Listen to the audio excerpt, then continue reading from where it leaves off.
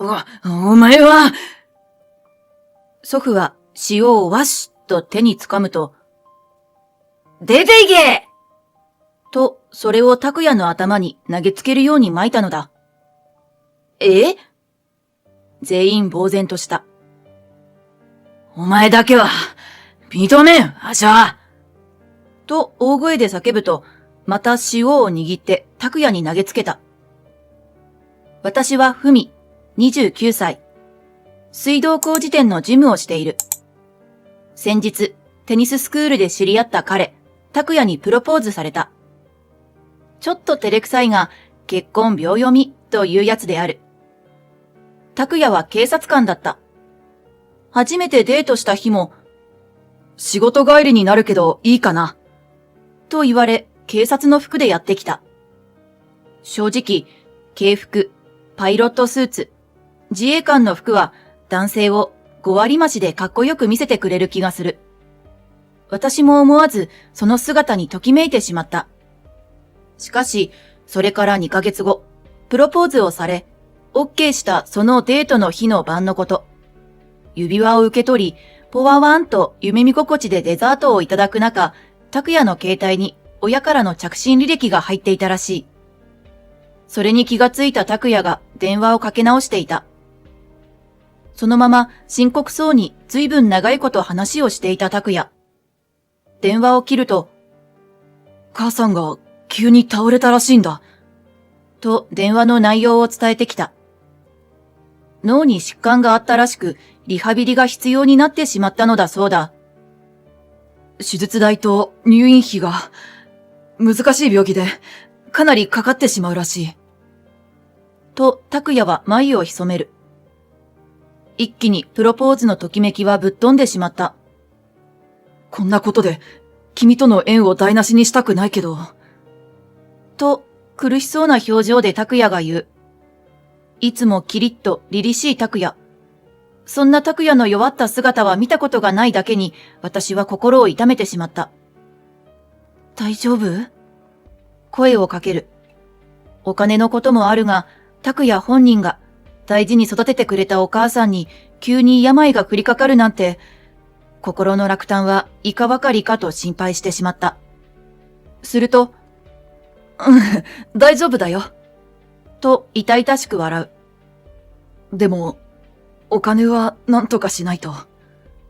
と黙り込んでしまった。いくらくらいなの？私はついつい聞いてしまった。700万。700万？結構な大金だ。私の貯蓄を全部出してもそんなお金は出せない。けれど、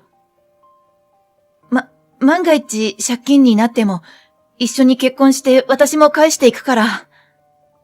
私はかすれた声でそう言うしかなかった。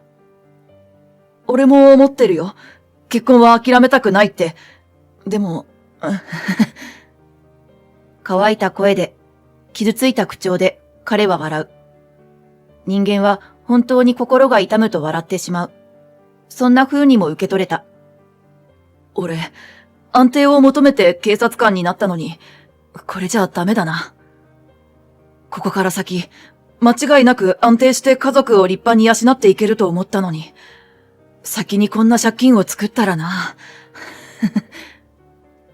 私はもう何と言っていいかわからなかった。空笑いに心がどんどんえぐられていく。でも、とりあえず挨拶には来てね。私は明るい声でそう言うのが精一杯だった。拓也が、挨拶か、と私の言葉を復唱してつぶやいた。そして少し沈黙した後、ああ、と短く声を上げた。何か思いついたようなその表情を私は見上げる。すると、言いにくいけど、ふみが厳しいなら、お母さんからお金は借りられないかな、と言い出した。どうしても、俺はふみを借金持ちの妻にしたくないって気持ちがある。銀行に借りてしまうと、利子もつくし、利子の分、ふみを不幸にしてしまう気がして。え？親に700万円出させる。拓也が私のためを思ってしてくれた提案だけど、二の足を踏んでしまった。1ヶ月後、拓也が結婚の挨拶に来た。お母さんがそんな状況だったので、拓也の親御さんへの挨拶はできなかったが、拓也がうちに挨拶に来たのだ。ともかく話をしよう。と拓也が言ったためだ。私も結婚をするのと突然の借金とで頭が真っ白になってしまっていたが、話をすれば何かが見えてくるのかもしれないという気持ちにもなったので、この日を迎えた。拓也はその日も警察官の制服で来た。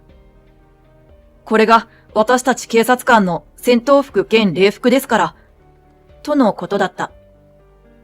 警棒を取って敬礼する姿に、誠実そうでいい人ね。と母は声を弾ませた。やっぱり警察の制服は5割増しで頼もしく見えるマジックに母もメロメロになった。そんな嬉しそうな母と、その母と私を見て、これまた嬉しそうな父を見ると、私もちょっとした親孝行でもできた気持ちになった。しかしその挨拶の中で、お父さん、お母さん、ふみさんを幸せにしますので、どうか義理の息子になる僕に700万いただけませんでしょうか。と拓也が話し始めたときは、やっぱり私たちの結婚には避けて通れない話題だけれど、胸の奥がツキンとはなった。700万。はい。母が救急車で運ばれまして、その連絡が急に来ました。その時にふみさんもその場にいたはずです。なあ、ふみ。うん。確かに私もその場にいたよ。話を振られて私は慌てたがその通りだったので相槌を打った。僕が借金をするのは簡単なんですが、それだと一緒に暮らすふみさんの借金となってしまいます。ですのでどうか。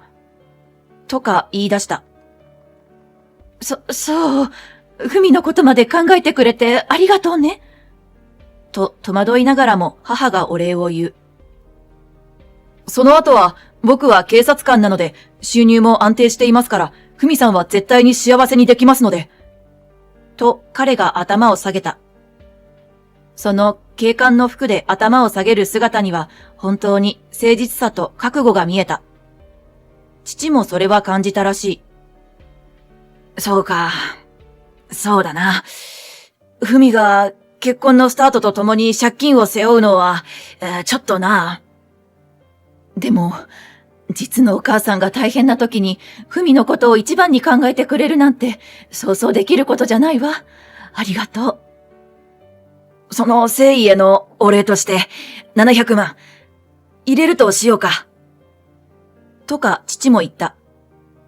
本当ですか？拓也が顔をパッと上げた。ああ、その代わりふみを幸せにしてくれよ。父は笑った。さて、そうは言っても、次の日、私は母に呼び止められた。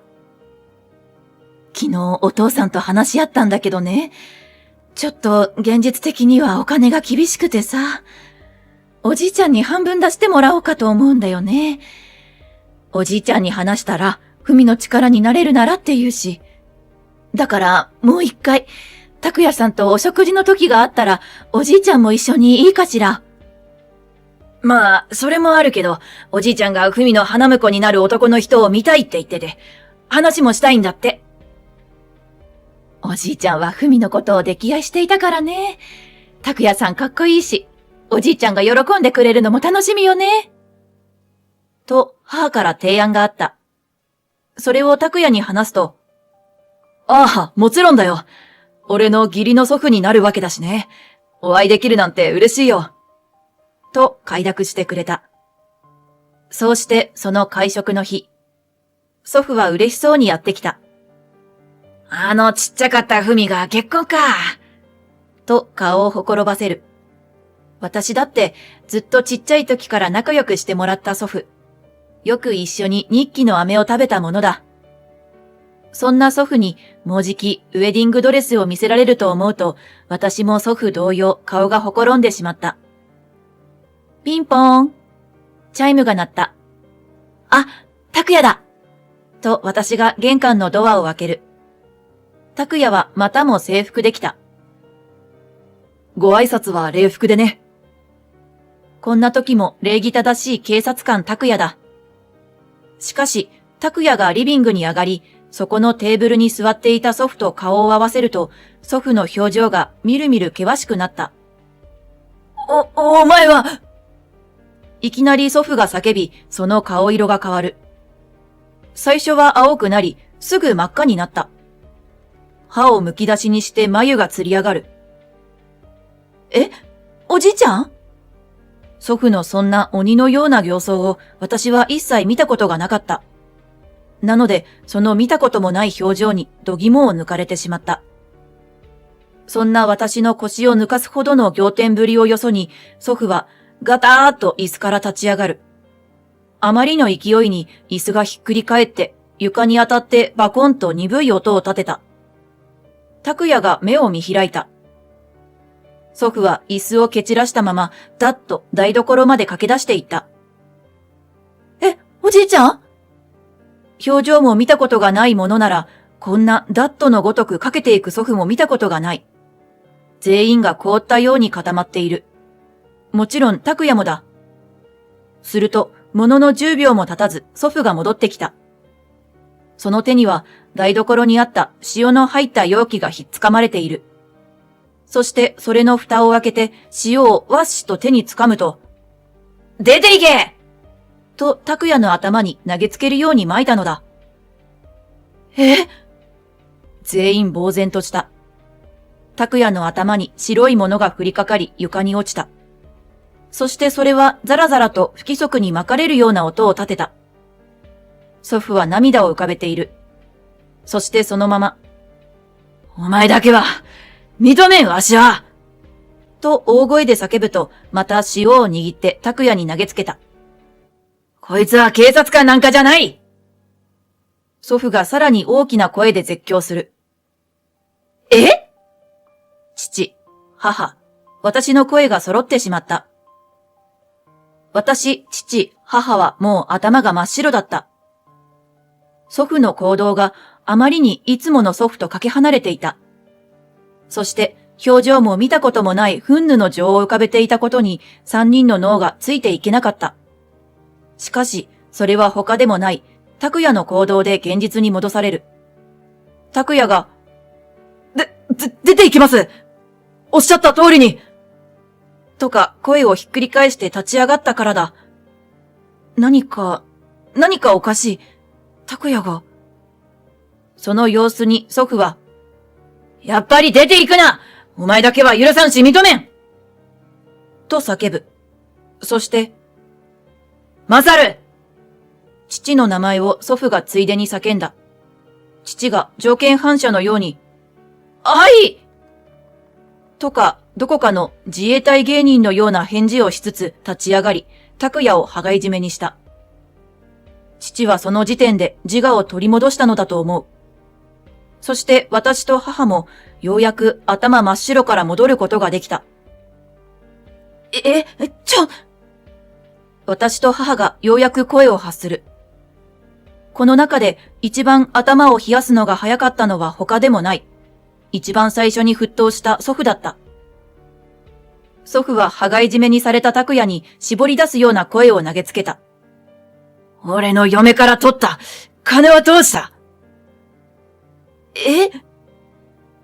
拓也の頭から被ってきた警棒がずり落ちた。父親から羽交い締めを食い、祖父ににじり寄られて、口を半分開ける拓也に凛々しい警察官の影はなくなりつつあった。祖父はすっと息を吸った。その様子に私と母、父も一緒に息を吸う。すると脳に酸素が回ったのだろう。頭が落ち着いてきた。祖父は言葉を続けた。そして拓也の正体を告げた。それは私や父、母にとっては衝撃を受けて狼狽するにあまりあるものだった。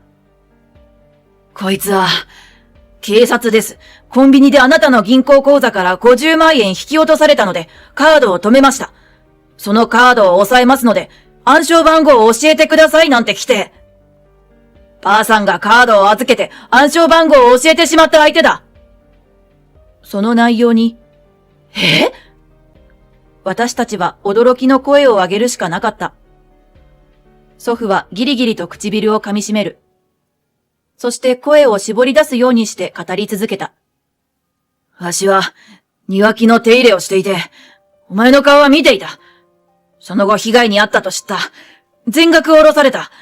当然キャッシュカードは戻ってこない。お前が見つからないまま、ばあさんは去年他界したが、最後までわしにそれを悔いて謝り続けての旅路となった。わなわなと震える声。しかし最後はまた叫び声になった。今度はわしの可愛い孫までもか。許さんぞ。修羅の顔をし、祖父が拓也の胸ぐらをつかむ。拓也がその迫力に上ずった悲鳴を上げた。そんな、拓也？私はかすれた声を上げた。でもその一方で頭では理解をした。考えてみたら警察の格好でわざわざ居酒屋になんておかしいじゃない。警察の格好で父母への挨拶なんてうさんくさいじゃない。さらにいきなり700万くれなんておかしすぎるじゃない。嘘か本当かは警察に聞けばええ。祖父がスマホを差し出した。やめてください！それだけは！と、拓也が焦った声で叫んだ。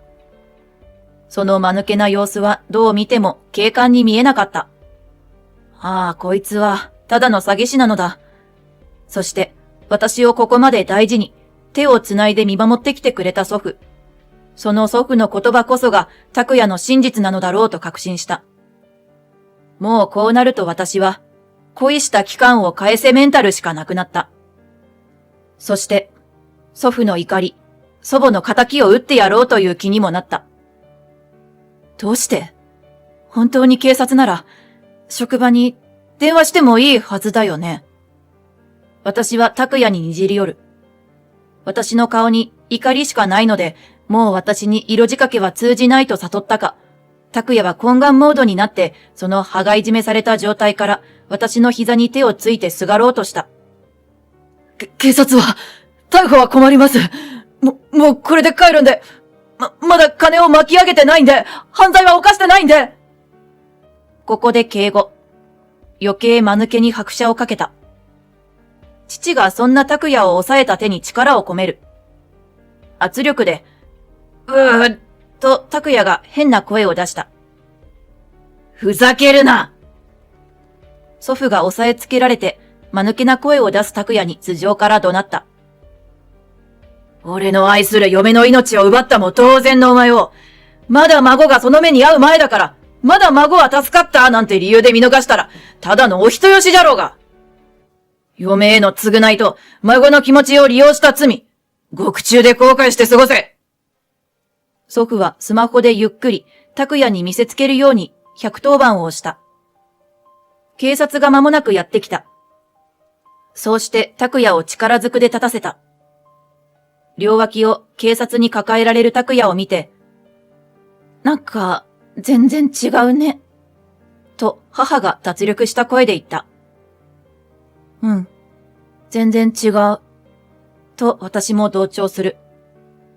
本物の警察官が来てみれば、本物はもっと紺色が深い色だった。拓也の着用していたものは本物よりずっと明るい色だったし、警察のマークもチープなプラスチックに見えた。ここまで鮮やかな捕り物劇ともなれば、騙されてショックだったとか言うよりも、おじいちゃんに見つけてもらって本当にラッキーだったと思った。なので、私はひどく晴れ晴れとした気持ちで、おじいちゃん、ありがとうと拓也の前でお礼を言うことに。祖父は、ばあさんに続いてお前も騙されるところだったなんて、まあよかったが、やっぱり血が繋がっているのかな。と私の頭を笑ってこづいた。でもまあ、ばあさんとお前は血縁じゃから、お前もばあさんのように、世界で一番お前のことが好きだという男と会えるじゃろうよ。その言葉に私は笑顔でうなずいた。そうだね。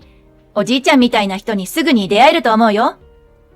と、引きずられていく拓也の後ろ姿を見て笑った。さて、結局お縄となった拓也だったが、警察官を語った詐欺がこれだけではなくザクザクと出てきて、実刑は免れないだろうとのことだった。とのことだったというのは伝えてきた警官がいた。それが今度私と結婚するヒロシである。ヒロシは実は私の小学校の友人だった。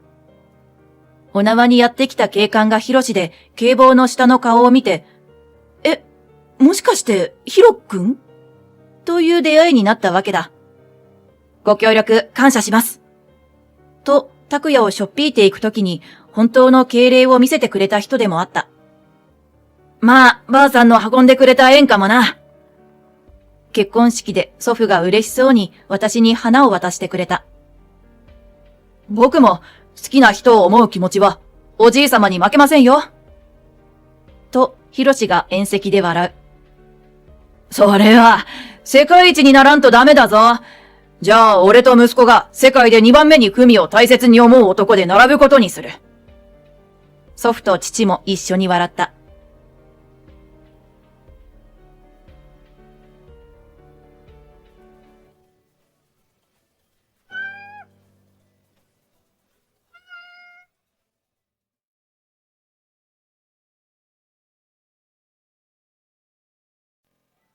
浮気がバレて離婚したけど、遺産で慰謝料払える。長男でよかったわ。それは、嬉しそうに話す義兄を見て、私と夫は目を見合わせる。そっか、知らないのか。思わず私は心の中で、ご愁傷様です、と手を合わせた。仕方ない。優しい私たちが真実を教えてあげようじゃないか。私の名前はゆかり。家庭菜園が趣味の55歳だ。今年は暑かったせいか、何をやっても夏野菜がうまく育ってくれなかったんだよな。そう、野菜も人も、どれだけ手を尽くしてもまともに育たないことがある。そのことを実感したのは夫と結婚してからだった。夫には5つほど年の離れた兄、幸太郎がいる。私はこの人が結婚当初から苦手だった。というのも、義母と非常に仲が悪いのだ。夫の家庭は義父の体が弱かったらしく、夫が中学生の時に他界している。ほとんど病院で暮らしているような状態で、夫も一緒に過ごした記憶はほぼないそうだ。そのため、義母は働きながら2人の息子を育てており、決して裕福ではなく、かなり苦しい生活だったと聞いている。しかし、きちんと2人の息子を学校に通わせ、親としての責務は十分果たしているのだが、貧乏だったから高校受験に失敗して底辺高校に行く羽目になった。母親がしっかりしていないから大学に受からなかった。まともな家庭じゃないから運転免許も取れず、就職も失敗した。と、口を開けば次々に義母への不満が出るほど義兄は義母を嫌っていた。ちなみに言えば、夫は将来義母に苦労をかけまいと、高校は公立の進学校に進み、それなりに学力を求められる大学も卒業している。運転免許のお金は自分で稼ぎ、就職も大手ではないが、新卒で入社したそれなりに安定している企業に勤め続けていた。一方義兄は、勉強を一切せず遊び歩き、義母が何を言っても聞かなかった。慣れの果てが高校受験に失敗し、名前を書けば受かる高校へ進学。高校でも義母の再三にわたる注意を無視して遊び続け、大学受験に失敗。バイトもろくにせず、義母に運転免許代を出してとねだったものの、当然断られた。当時、男性は運転免許を持っているのが当然というような時代だったこともあり、就職活動も難航。受かった職場は、義兄のスペックからしたら、決して悪い会社ではないが、給料が安いことを不満に思っており、自分の居場所はこんなところではない。貧乏のせいで人生狂った、と悪態をついている。要するに、すべて自業自得なのに、義母を逆恨みしているのだ。100歩譲って若い頃は家のせいで、親のせいで、と恨む気持ちがあっても許されるだろう。しかし、40代半ばの義兄がこの年になっても親のせいでというのはおかしい。たかが名前を書けば受かる程度の高校でも生活が苦しいからと断らずきちんと通わせてくれたのはむしろいい親だろう。そこまで不満だとわめくなら今からだって大学には行けるし免許も取れる。要は自分が何の努力もしていないだけじゃないか、と私も夫もそんな自己中心的でわがままな義兄を苦手に思っていたのだ。義母も反抗期を迎えたまま大人になったような義兄をやや見限っているというか、何を言っても無駄なので、もう好きにしなさいとさじを投げている節があり、最近では二人が顔を合わせるのは冠婚葬祭程度だった。だがそんな中、ある日突然、義母が倒れて寝たきりになってしまった。当然、誰が義母の介護をするかということになったのだが、我が家は共働きの上にマンション暮らしだ。正直なところ、義母を引き取れるような環境は整っていない。一方義兄は、できちゃった結婚をした妻、ミキの家にお金を出してもらい一軒家で暮らしている。義士の家が金銭的な支援をしていることもあり、我が家よりはうんと裕福だ。義士自身も専業主婦で子育ても落ち着いてきた頃だった。義兄の勤め先も県外に出た私たちとは違い、義母の家からとても近い。現実的に考えると、義母との関係はどうあれ、義兄が義母を引き取る方が無難だろう。母親が嫌い、なんて言わず、義兄に義母を引き取ってほしい。夫がそう説得したのだが、まあ、当然無理だった。あの女は俺に何もしてくれなかったんだ。学費を出しただけで母親面するクズの面倒なんか見るか。もうあの世に生きかけてるんだから放っておけばいいんだよ。こういうことは下の人間がやるべきだろう。やることも下の世話だしな。ははは。そんなに嫌ならやりたくないと一言言えばいいだけの話なのに、義兄はこちらが聞くに耐えない言葉を延々と並べて介護を全力で拒否。挙句の果ては私に、女の憧れは専業主婦だろ？仕事を辞めればいいじゃないか。何をそんな意固地になってるんだ。と説教をかましてきた。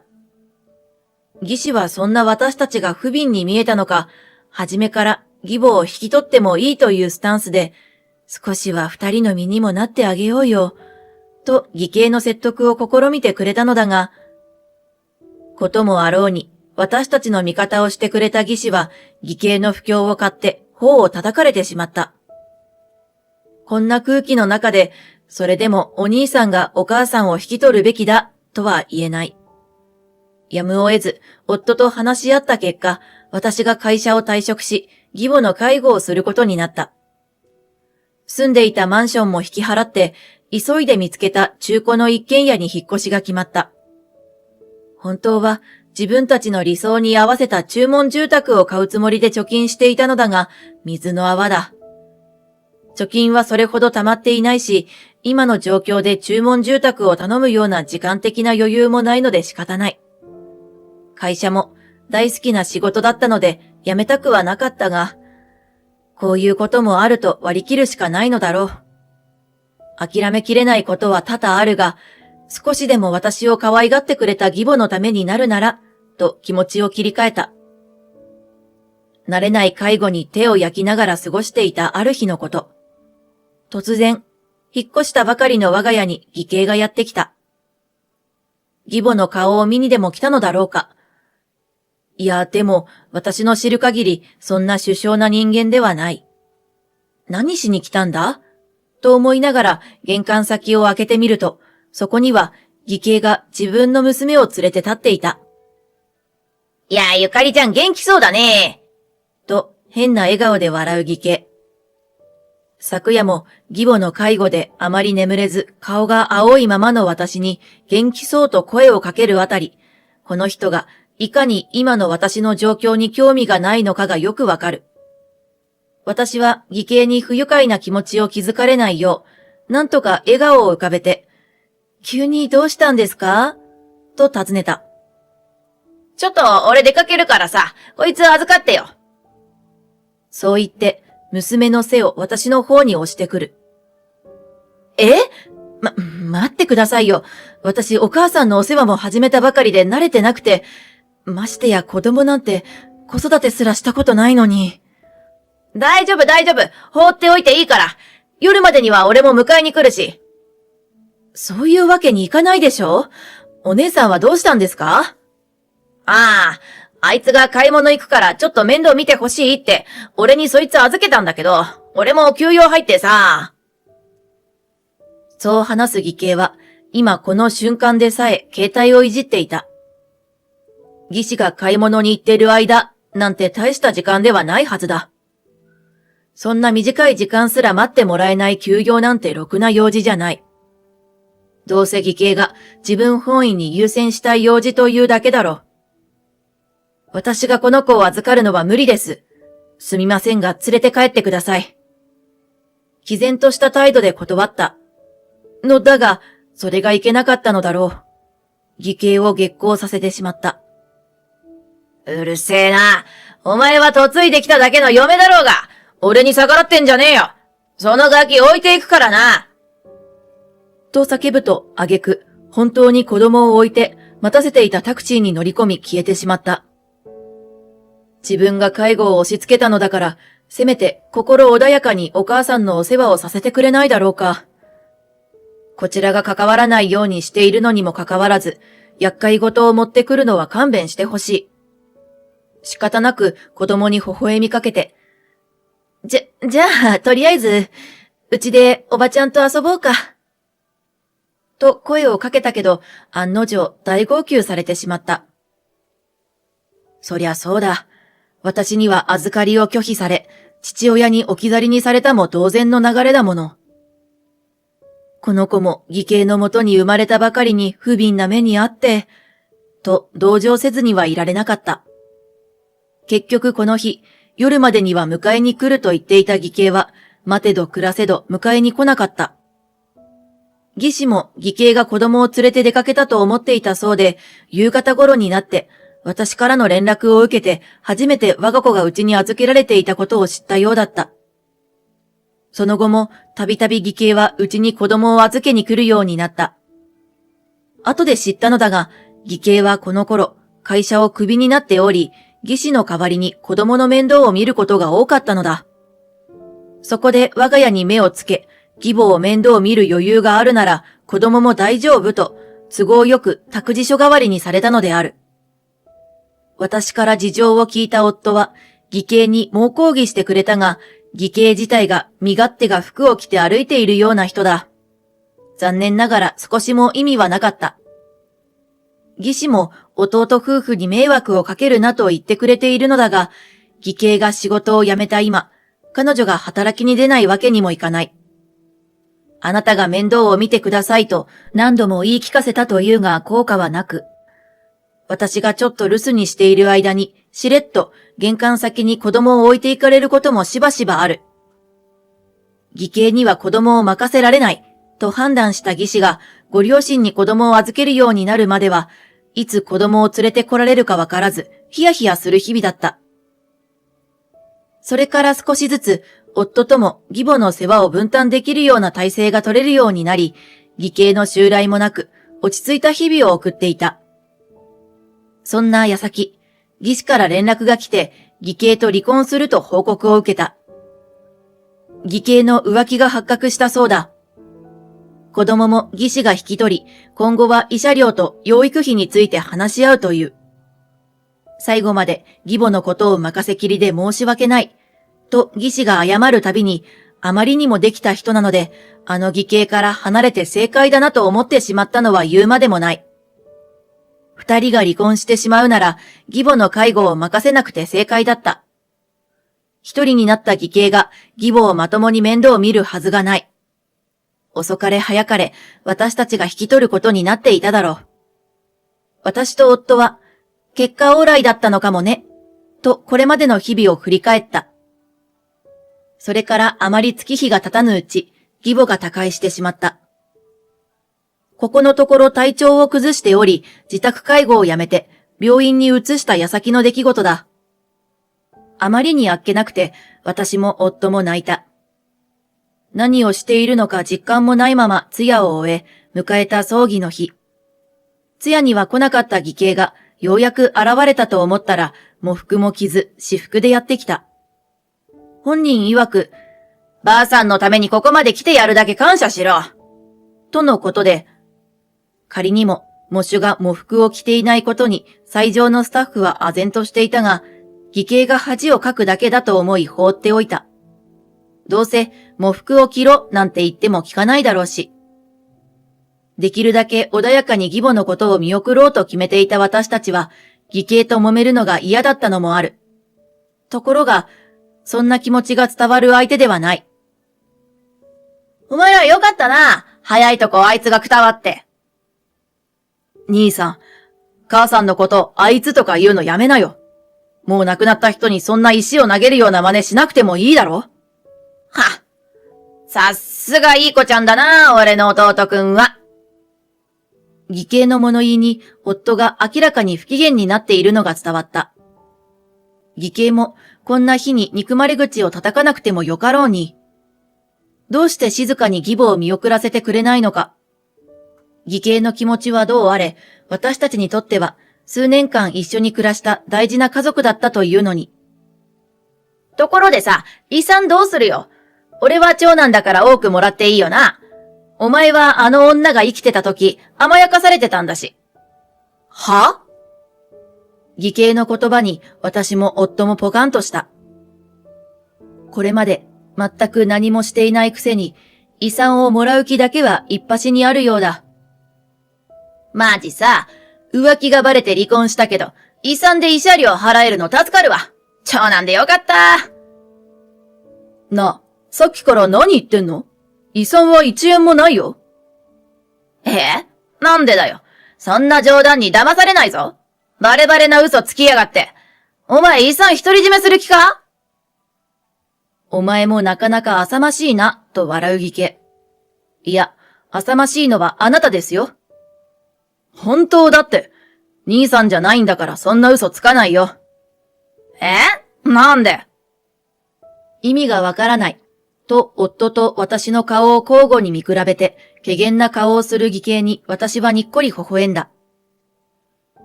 お母さん、自分が何かあった時のためにお墓を買ってたんです。私の言葉に、それ、まさかと義兄がうめく。そのまさか。もともと母さんは大してお金を持ってなかったから、遺産になる可能性のあった貯金は全部墓に消えてる。嘘だろ？じゃあ家は？お前ら母さんを引き取るとき、実家も残してただろ？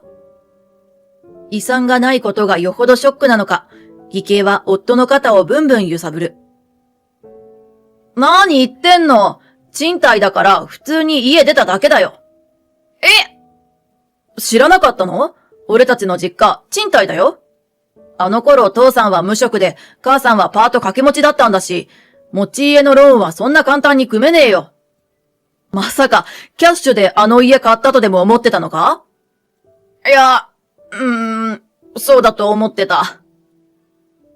義兄のとんでもない勘違いに私たちは唖然としたが、まあ義兄ならそうだろうなと妙に納得した。なんだかんだでこの人は世間知らずだからな。待て！でも生命保険があるだろ？あれの受取人は長男である俺の名前にしてたはずだ。ひらめいたと言わんばかりに義兄の目が輝く。それも俺になってる。倒れる前に母さんが変更してた。なんでだよ！兄さん、自分の行動を振り返ってみなよ。結婚するときどうだったっけ？夫の言葉に義兄が硬直した。そう、もともと義母の生命保険の受け取りは義兄の名前だった。あんなに嫌われているのにもかかわらず、義母なりに長男として立ててくれていたのだ。夫は遺産などで騒ぐタイプではないことも分かっていて、誰も揉めない道を選んでくれたのだろうとも思う。しかし義兄は結婚の際、実は1円も貯金していないどころか、借金があることが発覚したのだ。結婚式の費用すら出せず、妊娠していたことも相まって、義士は泣く泣く結婚式を諦めた。おまけに借金も義士の家に払ってもらい、家まで買ってもらって、自分の懐は一切痛めていない。痛める懐もないと言えばそれまでだが、そんなどうしようもない義兄の姿を見ているので、義母は、あの子に金を渡すな、と生命保険金の受取人を夫に変えてしまったのだ。ちなみに生命保険金もきちんと話し合って義母のお墓の維持費などに使おうと決めている。義母もその使い道に了承してくれていた。お母さんともう少し仲良くしておけばご本人の口から聞けたでしょうに。私が思わずつぶやくと夫は、まあ自業自得だな、と答えた。ごもっともである。兄さんがちっともまともにならないから、最後の最後に母さんの信用を完全に失ったんだよ。だから遺産は愚か、保険金もないってわけ。わかったか？夫の問いかけに、義兄は何も答えず、ぼんやり壁を眺めていた。本気で義母の遺産を慰謝料に回そうとしていたのだろう。ショックが大きすぎたみたいだ。数十秒が経ち、俺長男なのに何もないの？とこちらに尋ねてくる義兄。私と夫が深くうなずくと、義兄はへなへなとその場にへたり込んでしまった。浮気なんでバレちまったかな。バレなきゃこんなことにならなかったのに。あ、それ私がお姉さんにばらしました。どういうこと？すっかりうなだれていた義兄が青ざめた顔で私の方を見つめる。前にお兄さん、うちにお子さんを預けに来てたでしょ？その時にお兄さんの携帯見えちゃって、何度も同じ女性の名前を見たので、お姉さんに一応報告したんです。何してくれてんだよ！お兄さんがまともな人間になるためのお手伝いですよ。100% 善意のつもりですけど、問題ありました？嘘だ。単に私は実家に頭を下げてお金まで出してもらっている義士の扱いがあまりにも悪すぎて腹が立っただけである。何度か子供を預かるうちに子供へ情が湧いたのもあったと思う。だからついさっさと離婚してお兄さんと引き離した方がこの子にとっていいんじゃないかと義士に進言してしまったのだ。将来子供にもお金を無心したりしそうだし。今では義士も私の言う通りにして正解だったととても感謝してくれている。これまでの経緯をさらっと義兄に説明すると、義兄は、ふざけんなよ。俺は金がねえんだよ。と再びうなだれた。お金がないのもこれまで努力しなかった自分のせいでしょ？それで私にふざけんなっていうのはお門違いですよ。認めたくないとはいえ、意味はわかるのだろう。図星をつかれた義兄は反論することもせず黙ってしまった。お母さんに対する逆恨みもそうですけど、いつも人のせいにして恥ずかしくないんですか？これだけ失敗を繰り返したら、いい加減自分がダメ人間だって気づいたでしょ？私の言葉を聞いた夫が、ほんと、そろそろ気づいてくれ。と義兄を見ながらため息をついた。義兄は今更恥ずかしくなってきたのか、耳まで真っ赤になっている。いつもなら義母を悪者にしておけば、義母も面倒がってそれ以上言い返さないので、義兄的には気分が良かっただろう。しかし、都合よくサンドバッグにできた義母も、無条件で義兄の味方をしてくれた義士ももういない。私たちにもとっくに見限られている。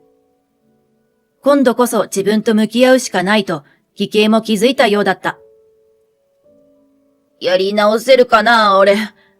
という義兄。ご本人次第ですよ。と私は答え、頑張ってよ。と夫も告げた。それから数年、義兄は一度は心を入れ替え、慰謝料のためにと再就職して仕事も頑張るようになったのだが、まともな生活は長続きしなかった。半年もしないうちに仕事のミスを年下の上司になすりつけたことがバレてクビになった。その後はアルバイトも続かず、少ないお金で夜の店に通う癖がつき、借金をしてまでお気に入りの子に貢ぎ続けた。しまいには駅で寸借詐欺をしたことがバレて警察のお世話になった。3回も。最初は私たちも警察に呼ばれて偽計の身元引受人になったりもしたが、最後は関わりたくなくてお断りした。以降は絶縁状態だ。以前、偽計が公園で寝泊まりしていた姿を夫が見ているので、もしかしたら今もその公園にいるかもしれないが、私たちは近寄らないようにしている。もう会うこともないだろう。一方、私は義母の他界を機に以前の職場に舞い戻った。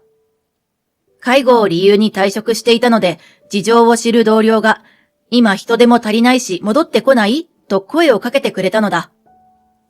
大好きな仕事だったので、このまま定年まで働こうと思っている。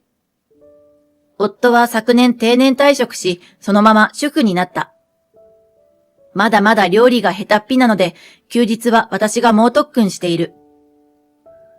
おにぎりしか作れないレベルだった夫が、少しずつ炒め物などをマスターしていくのがなんだか、失礼だけど子育てみたいで楽しいのよね。物事がうまくいくと子供みたいに大喜びするし、この年になって夫に惚れ直しているところだ。介護や義兄に振り回されて苦労した時期もあったけれど、今は夫と2人でとてものびのび暮らすことができている。今後も末永く一緒にいられるといいな。そのためにも健康第一。さあ、今日も一駅前から歩こうっと。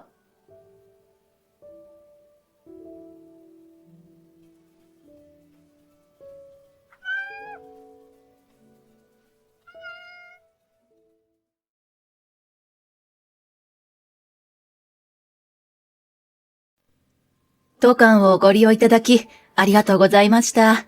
またのお越しをお待ち申し上げます。玄関前でお客様を見送る。手を振るお子様ににっこり笑って手を振り返す。私は美里、30歳。この旅館の若女将です。ここは私の実家の旅館。東北の有名な温泉地にあります。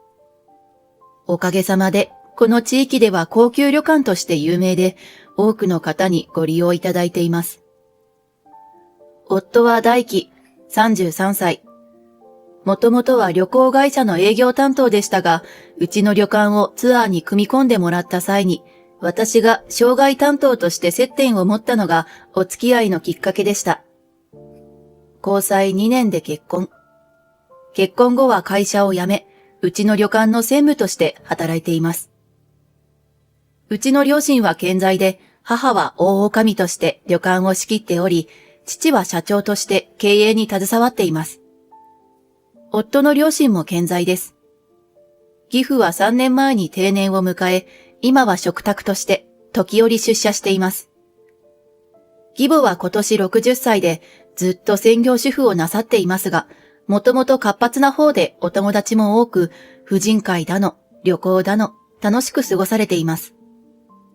ただ、夫が言うには、義母は浪費癖があって、欲しいものがあると見境なく買い求め、義父に怒られていたそうです。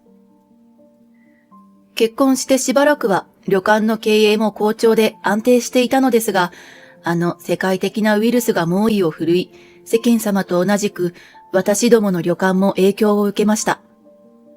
しかし、夫の発案で、県内在住者限定の食事付きの日帰り温泉ツアーをかなり格安で企画したところ、近辺の多くのお客様にご利用いただき、なんとか生き残ることができました。最近やっと落ち着きが見えてきて、県外からもお客様がお越しくださって少しほっとしています。そんな生活をしていた私でしたが、ちょっと頭の痛いことがあります。それは夫のお母さんです。義母は月に2回から3回ほど夫に会うために一人でうちの実家を訪れます。義父は迷惑がかかると言ってほとんど来ません。それ自体は問題ないのですが、うちは都内から新幹線で2時間、それからローカル線で1時間ほどかかり、日帰りはちょっと難しい場所にあります。そのため、こちらに来るときは当然泊まりとなります。しかし、義母は実家ではなく旅館に泊まりたいと言います。義母がおっしゃるには、ご実家は料理やら泊まる準備も大変でしょうから、最初から準備されている旅館の方が楽でしょ？温泉の広いお風呂もあるし、私も気楽です。旅館に宿泊されると、その分お客様のお部屋が減り、売り上げにも影響します。それに、あまり安い部屋にお泊めするわけにもいかず、それなりに格式のある部屋を用意することになります。うちの旅館は地元でも大きい方なので、最上級のお部屋は一泊一人5万円から。さすがに義母にはご利用いただけませんが、それでも中級以上のお部屋を用意することになります。もちろん料理も用意するので、実質3万円程度の費用がかかりますが、本人からお代はいただけません。それともう一つ問題があります。義母がおっしゃるには、自分はモニターとして第三者の目で旅館をチェックしているというのです。余計なことをするなと言いたいのですが、何せ夫の母なので無視することはできません。旅館の出迎えとか、フロントの接客態度、お風呂や館内の設備、その他諸々に対して指摘という名の苦情を入れてきます。まあ、簡単に言えばクレーマーですね。従業員も顔を覚えてしまいましたから、若女将、あの人は今度いつ来るのですかなんて聞いてきます。本人はモニターと言っていますが、特に資料を作るわけでもなく、帰り際に私を呼びつけ、くどくど文句を言うだけです。本人からすれば、旅館の質を向上させるためのアドバイスだと思っているのでしょう。まあ、すべてが姑の嫁いびりのようなものです。大女将も、本人も悪気があってやっているわけじゃないから、必要なことだけちゃんと聞いて、あとは軽く聞き流せばいいのよ、なんて言うし、社長の父も、うちの旅館や温泉を気に入ってくれたなら、それはいいことじゃないかと軽く考えています。実家にいるのに、姑に苦労するなんて思ってもみませんでした。何度か夫にこの件を伝えましたが、来るなとも言えないし、こっちのことを考えて良かれと思っているんだからいいんじゃないの？なんてのんきなことを言います。そんなある日、私のスマホに着信がありました。相手は義母。嫌な予感がしますが、出ないわけにはいきません。もしもし、美里です。ああ、美里さん？大輝の母です。お久しぶりね。ご無沙汰しています。今日はどういったご用件でしょうか？あらあら、久しぶりなんですから、お元気ですかとか、おかわりありませんかくらい言ってくれてもいいのに。すみません。まあいいわ。それでね、ちょっとお願いがあるんだけど。はい、何でしょうか？こちらの地元の友達がね、温泉に行きたいっていうのよ。いいところないかなーって話になって。そういえば大輝のところっていい温泉があるし、料理も美味しいから皆さんに話したのよ。はい、ありがとうございます。余計なことをって思ってしまいました。この季節はオンシーズンなので結構忙しいのです。義母に構っている暇はありません。それでね、皆さん同意してくれたの。来月の連休に行きますから、部屋を取っておいてくださる？来月ですか？ちょっと難しいですが、何名様になりますか？私を入れて6名。もちろん全員女性よ。そうしますと、2部屋か3部屋に分かれることでよろしいですか？ダメよ！義母は強く非難しました。大事なお友達ですから、最上級を用意しなさい。部屋は1つ。これでお願い。最上級のお部屋はリビングを入れてベッドルームが2つと和室が2間ございます。無理すれば6名でも可能ですが、2名様はお布団になります。ダメ。あの旅館の布団は硬いもの。ベッド2つ追加してちょうだい。それは無理です。畳の部屋にベッドは入れられません。ダメよ。大事な友人だから最高のおもてなしをしなさい。私が皆さんをご招待するのですから、あまりにひどいと私が恥をかくことになるのよ。わかる？義母の招待？それってもしかしてただにしろってこと？そんな、無理ですって。部屋はそういうことで決まりね。あとは料理。最高のものを用意するのよ。わかったわね。じゃあよろしく。あ、そうそう。息子に駅まで迎えに来るように伝えておいてね。電話が終わり、私はため息をつきました。まったく、何を考えているのやら。仕方なく私は言われたことを進めることにしました。そして、義母がグループ旅行でこの旅館に来ること、支払いはすべてタダにしろと言い含めていること、こんな難題を専務である夫に相談しました。夫は、それはひどすぎる。うちの母は働いたことがないから、お金を稼ぐことがどれほど大変か知らないんだろうな。ちょっとこの件は親父と相談してみるから、俺に任せてくれ。私は不安ながらも何か考えてくれるという夫の言葉を信じることにしました。そして当日、夫は約束通り、駅までお母さんのグループを迎えに行きました。ほどなくお迎えの車が戻ってきたので、私は車から降りたお母さんに挨拶をします。お母さん、ようこそいらっしゃいませ。ああ、美里さん、お世話になるわね。こちら、私の地元の婦人会の仲良しさんなの。よろしくね。品のいいおばあちゃんグループです。そして用意した部屋に案内しました。この旅館の最上級の部屋で最上階にあります。ベッドルームが2つ、和室が2間、それにリビングがあり、露天風呂がついています。ところが部屋に入るや否や早速クレームです。足の悪い人がいるのに椅子もないなんてサービスが悪いわね。申し訳ございません。ただいまご用意いたします。それと、お茶受けのお菓子はもう少しいいものを用意してほしいわね。はい、すみません。別のお菓子をお持ちいたしますので。まあまあと他のお方がなだめてくださいますが、義母の指摘は止まりません。仕方なく担当の中井に指示して義母のリクエストに応えました。一行は温泉に向かいました。そこでも呼び出しがかかり、脱衣所の洗面台が汚れていると注意されました。これは私の印象ですが、お友達の手前、かっこいいところを見せようといつもより厳しくしているような感じです。そして夕食の時間。言われた通りの高級食材を使用した料理を部屋に運び、私が給仕役を引き受けました。料理はおおむね好評のようでした。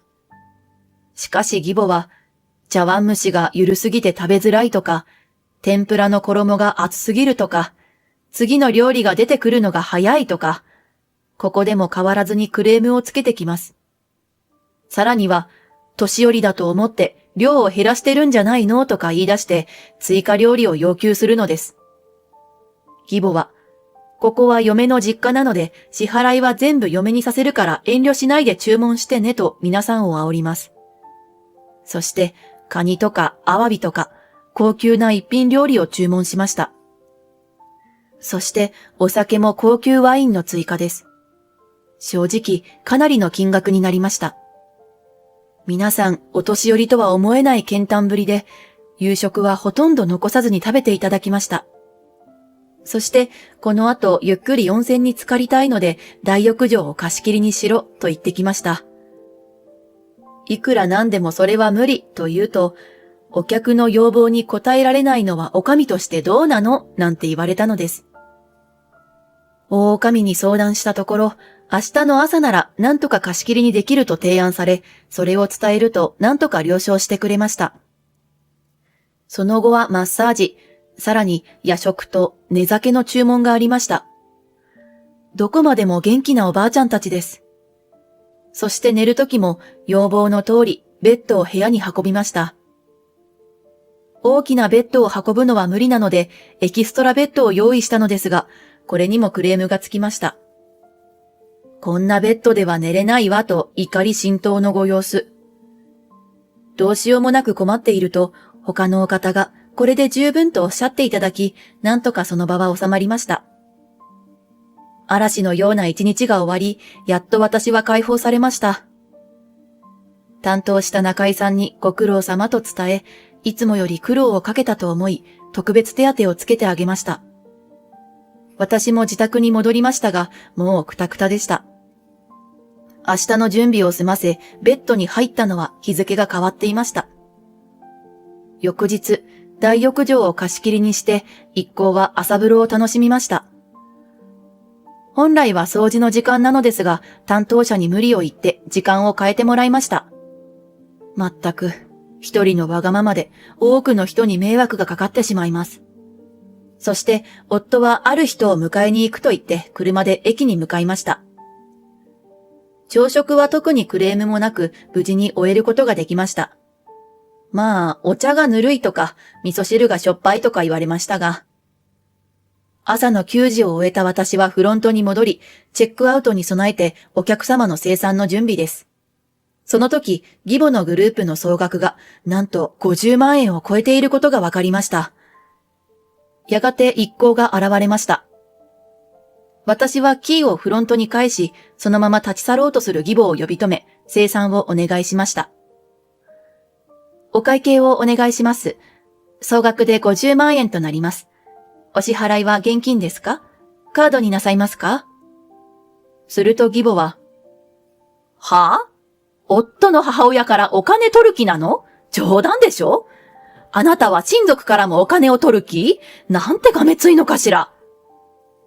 こちらも商売ですし、十分金額に見合うサービスを提供しています。それに、これだけの金額になりますと、お支払いいただけないのは困ります。義母は顔を真っ赤にして、夫の母へのおもてなしなんだから、お金なんて取らないでしょ？あなたが私の家に来たとき、お金をちょうだいなんて言いますか？それと同じでしょ？なんというへりくつ。いえ、それは違います。今回は私どもの旅館をご利用いただく団体旅行と伺っております。親族の付き合いとは異なるビジネスなので、きちんとお支払いいただけますようにお願いいたします。まあ、呆れた。嫁の分際で礼儀がなっていないのね。私はともかく、私の友人に失礼でしょ？その時、私と義母のいさかいに見覚えのある人が割って入ってきました。何を揉めているのかな？はい、ご迷惑をおかけして申し訳ございません。頭を下げてお詫びをしました。そして頭を上げると、お父さん？いやあ、ご無沙汰しているね。実は息子に頼まれて朝一番の新幹線で来たんだよ。おかげで腹ペコさ。後でここの朝食をいただけると嬉しいな。思いもしない義父の登場でした。お父さん、ご無沙汰しています。朝食は早速手配いたします。いやいや、まずは用を済ませないとね。そのために来たんだから。義父は夫の SOS でここに来てくれたのです。そして義母に振り向きました。あなた、どうしてここに？いや、息子夫婦の様子を見に来たんだがね、おかしいかな？いえ、おかしくはないけど。ちょっと聞きたいことがあるんだが。何かしら？さっきから揉めているようだが、何かあるのかね？いいえ、なんでもないわよ。ねえ、美里さん。私はいい機会だと思い、正直にすべてを義父に話しました。実は、お母さんのグループに昨日からご利用いただいたのですが、支払いをタダにしなさいと要求され、いくらなんでもそれは無理とご説明していた次第です。ほう、それでいかほどになるのかね。はい、お母さんのご指示で、うちの最上級のお部屋をご利用いただきました。いろいろ追加注文もいただき、さらにマッサージなどをご利用になりましたので、総額50万円ほどになりました。なるほど。それをタダにしろと。はい、そうなんです。義父は事情を聞き終えると、美里さんの言うことは正しいのかと義母を問い詰めました。はい。義母は口ごもっています。息子からも聞いたのだが、お前はここに来るといつも代金を支払わないそうだね。本当か？その件は私がモニターになっていろいろと指導してあげたので、その見返りとして無料にしてもらっていたので。ここで義父の顔色が変わりました。いい加減にしないか。もうすべてわかっているんだ。はい。義母は顔がこわばって真っ青になりました。お前が息子に会いに行くと言って、この旅館をタダで利用して、いろいろ嫁いびりをしていると聞いた。そういうことで間違っていないか？ごめんなさい。少し調子に乗りすぎました。毎回お前がこの旅館の代金を踏み倒しているとき、代わりに息子が支払っていたことを知ってるか？相談があってな、お袋がいつもタダで旅館を使って困っているとな。すみません。そこに今回の旅行だ。またタダで使われるのを心配した息子から相談を受けてな。さすがに放っておけなくて、ここに来たんだ。想像通り、お前は美里さんやご両親に迷惑をかけていた。はい、すみません。お前の浪費癖は前から気になっていた。美里さんに対する態度も許しがたい。それで俺は決心した。それって？ああ。そんなに息子に会いたいなら、ここでしばらく仲居として働いてはどうだ？これまでの料金の返済が終わるまで。そんな、急にそんなことを言われても。いや、お前は働いてお金を稼ぐことの大変さが分かっていない。今までこの旅館でどれだけのサービスを受けた。その対価をタダにしろという。働くことの大変さ。それで得られるお金の大切さ。それがわからない奴は自分でやってみればいい。そう言って義父は大女将に義母を旅館で働かせるよう頼みました。ご迷惑をおかけして申し訳ありません。しばらくこいつを鍛えてやってくださいませんか？そして給料は今までのご返済にしてください。息子よ、お母さんをしっかり使ってくれ。夫はうなずき、そして私に。母には俺が最初から強く言っておけばよかった。ご実家にも迷惑をかけて申し訳ないと頭を下げました。いいのよ。それよりお母さんはどうするの？そうだな。まずは部屋の掃除とかやってもらおうかな。接客は無理そうだし、しばらくは研修生扱いだな。そして翌日から義母は仲居として働き始めました。住み込みに必要なものは義父が実家から送ってくださいました。最初のうち義母は不慣れな力仕事で筋肉痛に悩んでいました。自分がモニター評価した旅館をまさか自分が掃除する羽目になるとは思わなかったでしょう。そうこうするうち、義母はお客様の相手もできるようになり、それも自分が指摘したことを自分で対応することになりました。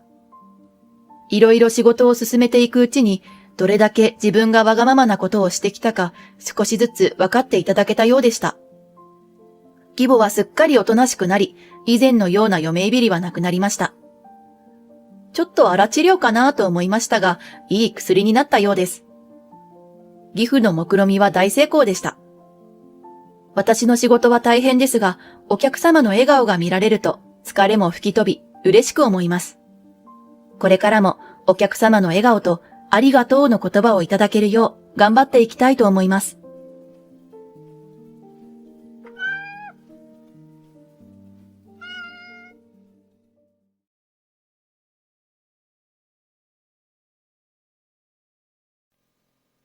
My mistress is pregnant, so please divorce me.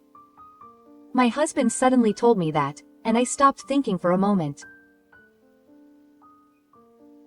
I knew he had a woman, but What should I do? Yes, I think so. Of course I'm not going to divorce him. Should I corner him completely? Wow. But I'm pregnant with your child too. When I said that, my husband said with a straight voice, "Now, this is going to be fun. My name is Chisa. I'm 50 years old and my hobby is applying for tests with my daughter Mizuki. In the past, I used to buy a lot of papers and write them diligently, but now I just click the application button on the internet, so I end up applying for a lot of things without thinking. I'm a little nostalgic for the time when I used to color and draw pictures to make them stand out. I used to try various things to get a hit. The other day I won a scallop. Hee hee hee, it's a good snack to go with your drinks. You can win even by clicking the button. Right, the modern world is amazing. I think about it and have a nice evening drinking. I live a normal life like this now, but about 10 years ago, when I was in junior high school, I experienced a terrible ordeal. Oh, don't say it again. I'm busy too. My husband said this and looked exhausted. I couldn't help but laugh. I understand why all the employees quit. The client this time is really troublesome. I'm constantly being called. It's hard, being a salaryman, seriously. Even though my salary hasn't changed. Recently, my husband has been accepting all the work of a senior employee who quit. He has been traveling outside the prefecture more often, visiting actual sites and having dinner with clients, and is very busy. It's not an exaggeration to say that he is not at home more often. I'm sorry if I was worried about my husband's health as a wife and hoping that his work would settle down one day. I'm going to be infertile. Why did the company ask me to stay on site even for a short time to get to know the situation on site? I can't go and see it once a week like before. So that's why I'm a single-minded infertility. If it's not long-term, I'm sorry, but we can't keep up. I have a daughter who is going to be a student, so I'm not asking you to come all the way to a single-minded infertility outside the prefecture, so don't worry. My husband said this and laughed. It's true that I've been on a lot of business trips recently and I've seen my husband less often, but there's a big difference between coming home and not coming home. I honestly felt lonely. So my husband returned his single-minded infertility outside the prefecture. After that, he returned to the head office about once every 2 months and started working normally, but then he returned to single-minded infertility again, and we lived an unstable and fluffy life. We had said we would go on a family trip together for our daughter's birthday, but we decided to go on a single-minded infertility trip right away, so we canceled everything. My husband didn't even offer to do his best to come home that day, and he didn't even call me to congratulate me. I know it's work, but I've been feeling a bit frustrated by my husband's lifestyle where he prioritizes work too much. Before, no matter how busy he was, he would always do something for my daughter's birthday. Now that mobile phones are widespread and we can send emails, he doesn't even do that. No, my husband is busy too. I heard that he has business trips and other things to do even in the place where he is working. I tried to understand my husband, thinking that if he moves between places so frequently, he will be too busy with his own life, but one day my daughter said this. Apparently, a lot of people are dreaming of having an affair because of this drama. Oh, it's a love drama between a man and a woman that has a 40% claim rate on the streets. It's a typical messy story about a married couple who meet and get into an affair, but everyone was so into the intense messy scenes. My precocious daughter is one of them. This drama seems to be popular in her class, and she was glued to the TV every Thursday at 10 o'clock. No, apparently, there are more people who are influenced by dramas and are looking for cheating partners because they are dissatisfied with their marriage or want a relationship. It was written in an article on the internet. You read that too, and it's funny. Even Motsuno laughed at Taku, but Dad isn't cheating. I felt my daughter's confidence gradually disappear from the end of her sentence. It didn't feel like she was joking. Rather, she was asking me a question. Why would she say that? My daughter was silent for a while when I asked her. She was about to ask if I was crazy about dramas while she was talking to other people.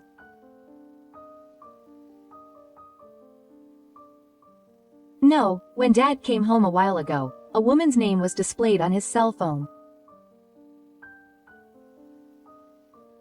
Isn't she a work person?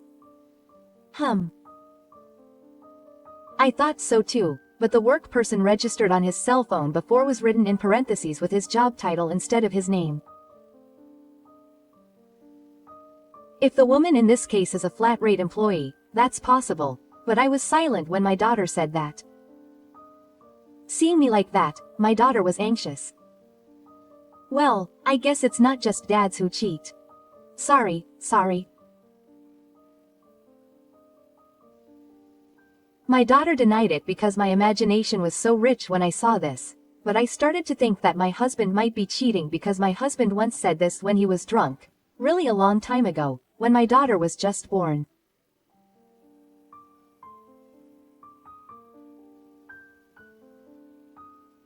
I heard that he had cheated on his girlfriend in his youthful anger, but it was before he started dating me, so I thought that if he was serious now, then it was fine. After that, there were no signs of cheating on my husband, and on the contrary, he was a good husband who was a small-minded person and helped out around the house.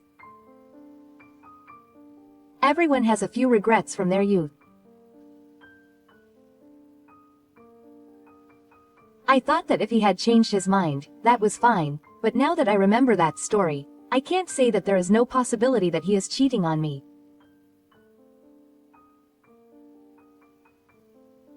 After that, I carefully watched my husband's behavior every time he came back to our house. His attitude towards us hasn't changed. He's the same kind husband as always. But he seemed less interested in our conversations than he was a little while ago. I know it's a bit much, but do you take your phone to the bath? My husband's shoulders jumped when I said that. He turned around quietly and said, "You've been keeping a close eye on me. Lately, I haven't been getting any work-related calls even on my days off. Seriously. I wonder what would happen if I filed a labor standards inspection for this company. I'll be working on my days off." Quote, my husband laughed. At that time, even though there was a law, there were many companies that seemed to ignore the Labor Standards Act, and the internet and public voices were not reflected as much as they are now, so there were many so-called black companies. I know that my husband's company is a gray area, even if it's not a black company. I've seen work-related calls come in on holidays many times before. But it's tough. Until now, even if you said you were getting a call, you didn't take it to the back. I could see my husband's eyebrows move a little when I said that. He was clearly shaking with me. There are more juniors now, so they make their own decisions because they don't receive instructions and they have to deal with it immediately. I don't want my work to increase, so I'm glued to my phone. Wow. How often do you contact me? Let me see your phone. No, you look so straight. No, I don't think so. Yeah, are you tired? I'll relax in the bath. Saying that, my husband left the place. He ignored my words when I asked him to show me his phone and disappeared from the place clutching his phone. That's what I thought. My daughter saw that and said, "Mom, that's suspicious." I thought the same. At this point, I don't have any evidence, but my husband's attitude is clearly strange. No matter how you look at it, he was reluctant to show me his phone. I smiled at my daughter, who looked at me worriedly and said it was okay. If my husband is cheating, what should I do? First, I thought I would question my husband when he got out of the bath, but he looked very flustered when he got out of the bath and said sorry. Some trouble occurred and he had to go to work suddenly. He said that he would become infertile and started to get ready for work in a hurry. It's true that my husband couldn't take a day off on a certain day, and he would get work calls on holidays. But he'd never been called in on a holiday and had to come to work. Basically, it's resolved by phone calls. What do you mean? Today is a holiday. Where are you going? You're hiding something, aren't you? I'm sorry, I'm really at work. Well, oh, wait a minute. Saying that, my husband quickly left the house without even listening to me. This happened after we talked about the phone. The suspicion that my husband is cheating is no longer just a suspicion. It's definitely black. It's black as black. It's super black. I'm getting more and more angry that I couldn't even get the evidence and let it slip away. I can't forgive it anymore. So I went to the update office to investigate my husband. In times like this, you need evidence first. My daughter, who is addicted to cheating, was helpful. The investigation results were black. It seems that my husband has a younger affair partner named Sari. She was a girl who worked at the izakaya when we had a drinking party at the single-minded infertility workplace. My husband threw flour on her. I also found out that, and both my daughter and I were angry. When I asked her, it seems that the story about her being infertile alone was a lie, and recently she has been going to this woman's house from her office. There were many photos that proved it, including one of her husband going to work while being seen off by the woman. The two of them are almost in a same-sex relationship. My daughter was even more uncomfortable with this than I was, and she was staring at her husband, who was not in front of her, with a serious expression, saying that it was seriously impossible. He must have forgotten my birthday and been with this strange woman. I can't do it, I'm disgusted. I thought cheating in dramas was funny, but when it happens in real life, it makes me so angry. My daughter was spewing out abusive language with a mixture of slander. Normally I would tell her to behave and speak properly because she is a girl, but this time I didn't stop her. I completely agreed with my daughter's thoughts and opinions, and I thought it was necessary to let off some steam for her anger that had no end. You're not going to make her a nanny like this, are you, Mom? My daughter looked at me with a stern look as she said that. I smiled. Of course. I replied. I was unconsciously getting mad because I was irritated. I was wondering what to do when my husband suddenly called me. How is he doing at work, calling me in the middle of the day? Hello. Oh, it's Chisato. Yes, but he's calling my cell phone, so I'm bound to answer. Right? I felt so cold. Before, I would have just taken this kind of exchange as a greeting and thought nothing of it. Well, you know, my husband's voice sounded gloomy, and I replied, yes. Then, it's really hard to say, but that mistress is pregnant, so I want a divorce. I froze for a moment when my husband said this. I was planning to confront him with evidence of his affair, but I didn't expect my husband to reveal it to me in this way.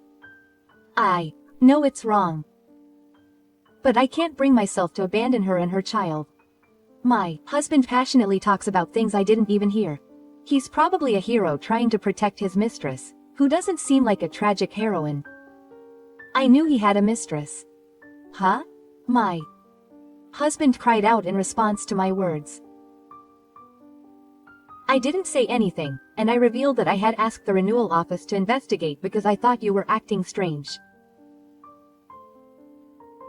My husband, who didn't think I knew everything, said on the phone. I felt that very strongly, and I almost laughed at how foolish he was after acting so obviously. His mistress is pregnant.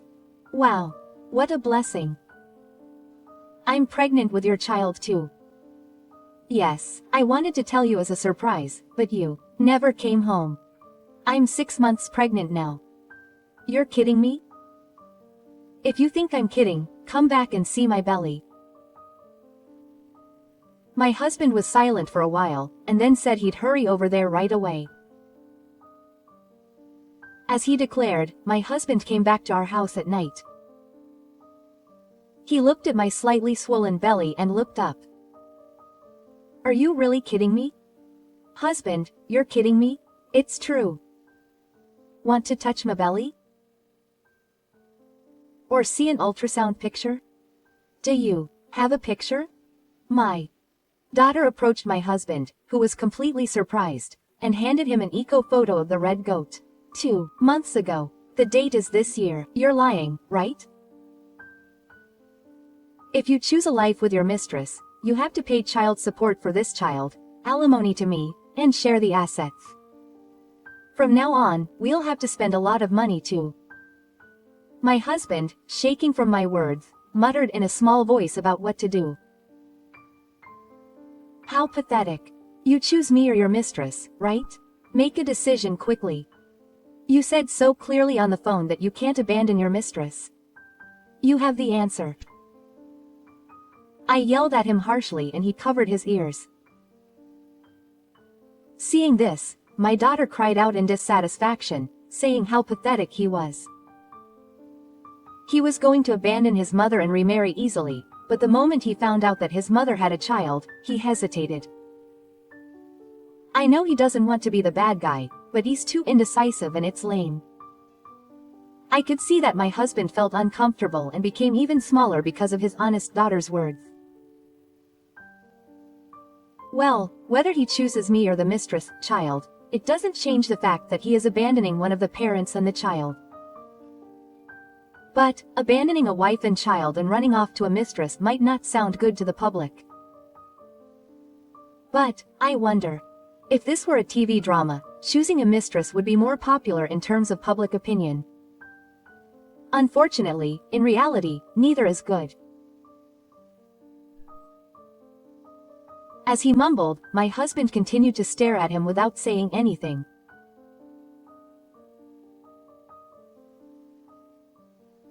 Then I realized I was wrong.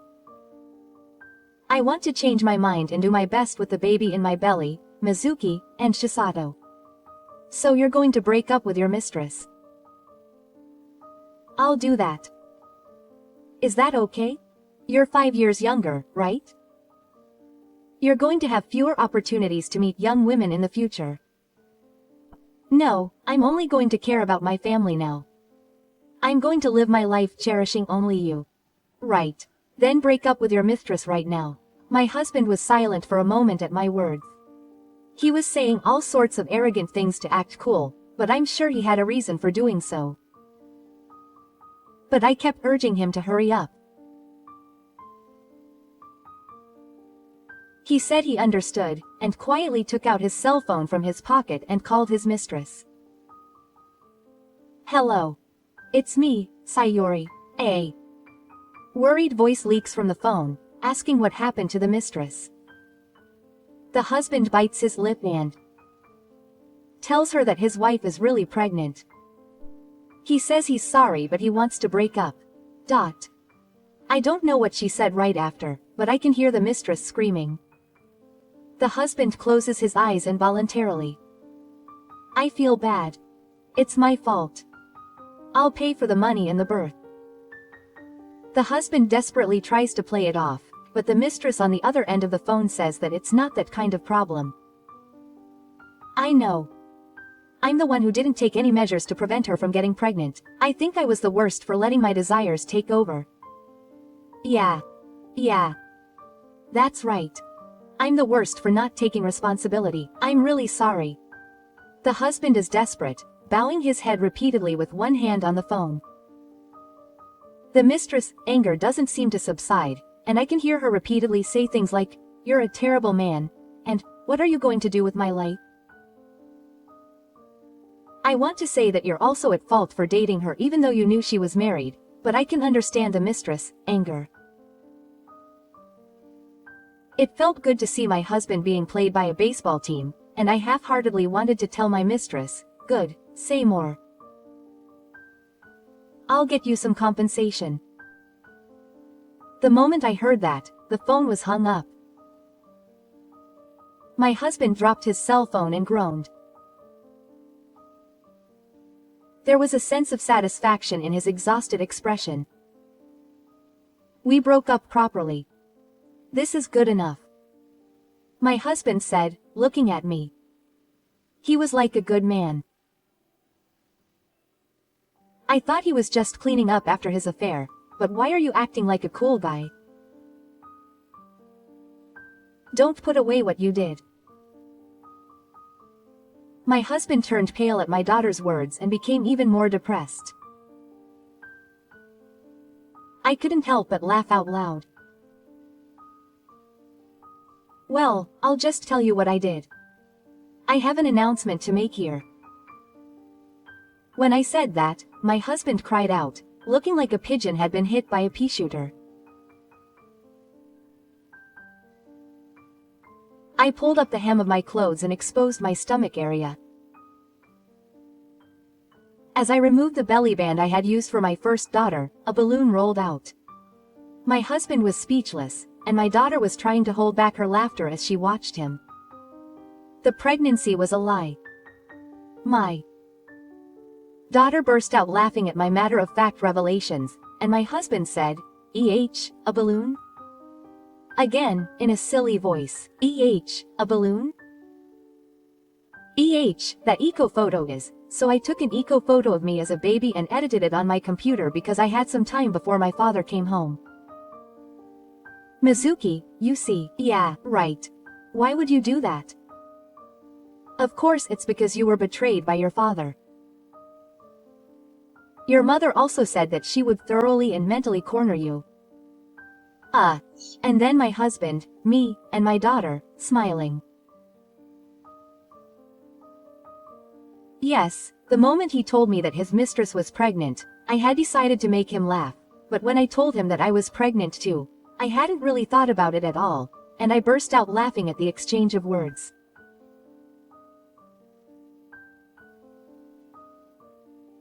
When my husband came home and I was thinking about how to corner him, my daughter came in as a crisis, and we discussed what to do and decided on a way to corner my husband. It was a lie. You two didn't have to corner me like that. Oh, what's the problem with a lie? We can just live as a family of 3 as before. Or maybe you missed your young mistress. Oh, no, not at all, isn't it? ? Whether my pregnancy was a lie or not, you chose us over your mistress. That feeling doesn't change, does it? Of course. Now, here's another announcement. Oh, she suddenly goes to the shelf again and runs over with something. What a surprise. Here is the divorce papers that I've already read. My daughter shows off the divorce papers with my signature on them to her husband with a look of excitement as if she were on some adult show. But as soon as my husband saw the divorce papers, his face went pale. Why did I break up with my mistress properly? I never said that I wouldn't divorce you if you broke up with your mistress. My husband retorted to my words. I told you to choose one. I didn't. Say what to do after you choose. I think there are parents who would keep their daughter, Shishunki, together with their husband, who not only cheated but even got pregnant. I don't think we could live together as a normal family, regardless of my feelings. But, I said I would change my mind. When my husband said that, my daughter suddenly laughed. The moment you do something like changing your mind, you are subject to punishment. It seems like you think it's okay if you break up. The mistress will raise the child alone from now on. Because of the father. The child has no father. Say it's the father's fault. My husband cried out this for the umpteenth time today, as his daughter cried out in a harsh and difficult time. From a woman's point of view, it's unthinkable to abandon a woman and her child, my daughter said. That's right.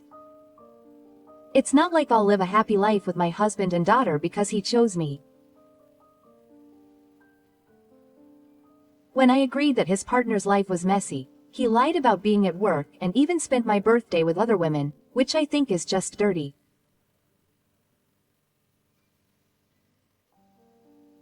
If my daughter's mistress hadn't gotten pregnant, they would have continued the relationship, and I couldn't forgive such indecisiveness. I could see my husband losing the ability to argue and becoming more and more depressed. No matter what you think, we will get you a divorce no matter what. When I said that, my husband replied in a weak voice that he understood. And so, without giving my husband a chance to argue, he was at the mercy of me and my daughter, and he ended up paying his alimony, child support, property division, and also the money we used for the renewal office and some funds for our future lives. It's too much. No, for my daughter, it's a terrible event in her life that she has a half-brother. If you think of it as a way to prevent your daughter from suffering emotional wounds and future hardships, it's only natural that she would corner her husband so thoroughly. I want her to be grateful that she was able to settle things with money. Well, I got divorced as I wanted and started living with my daughter, but while my husband was discussing divorce with me, he was forcing his mistress to get back together with him. It seems that rather than loving his mistress, he didn't want to be the man who got his mistress pregnant and then had to be controlled by his wife and child, and then dumped by his mistress. So he seemed to be very attached to her, but when he abandoned her when she got pregnant and chose his family, it seems that her feelings for him had completely cooled. Don't talk about something you don't want to do. He said that I was a fool for falling in love with such a man, but my husband was asked by his mistress to acknowledge the child and pay child support. By the way, the mistress has also taken alimony from me.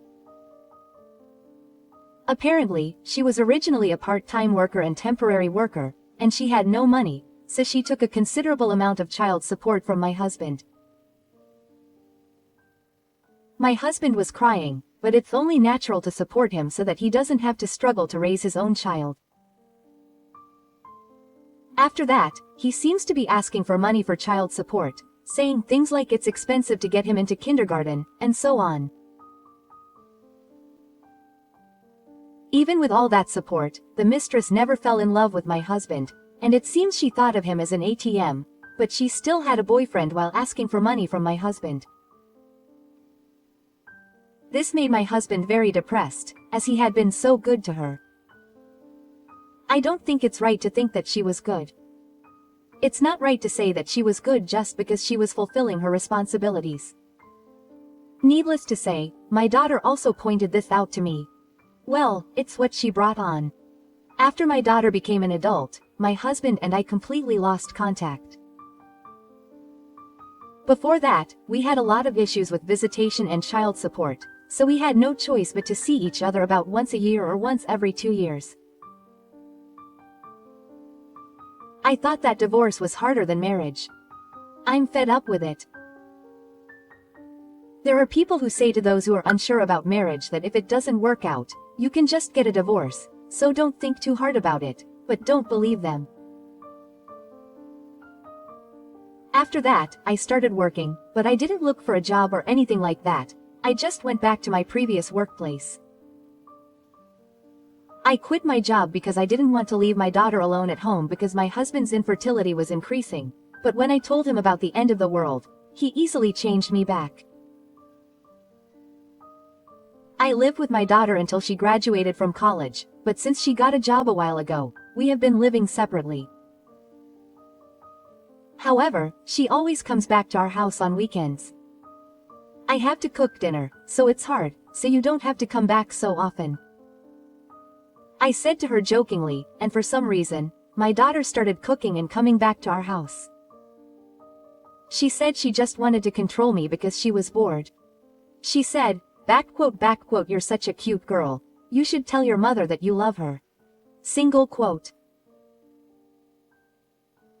I was happy, but at the same time, I was worried about whether it was okay for my daughter, who is of that age, to be with her parents so often, but it seems that she has a boyfriend that she has been dating since college, and she will be coming to our house with him next weekend. The day when our family will grow may come in the blink of an eye. I hope that there will be many fun things in the future.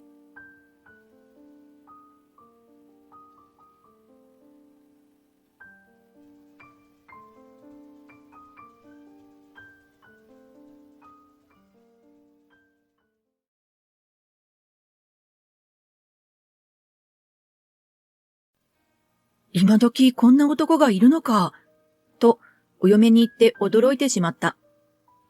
典型的な昭和の親父の義父と父親にそっくりな義弟。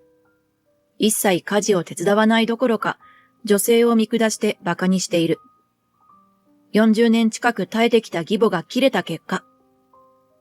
私の名前はひとみ、31歳。1年ほど前、29歳の時に3歳年上の夫、健也さんと結婚した。健也さんの会社は私が勤めている会社と同じビルに入っていて、よくエレベーターホールやランチに出かけた近くのお店で顔を合わせることがあった。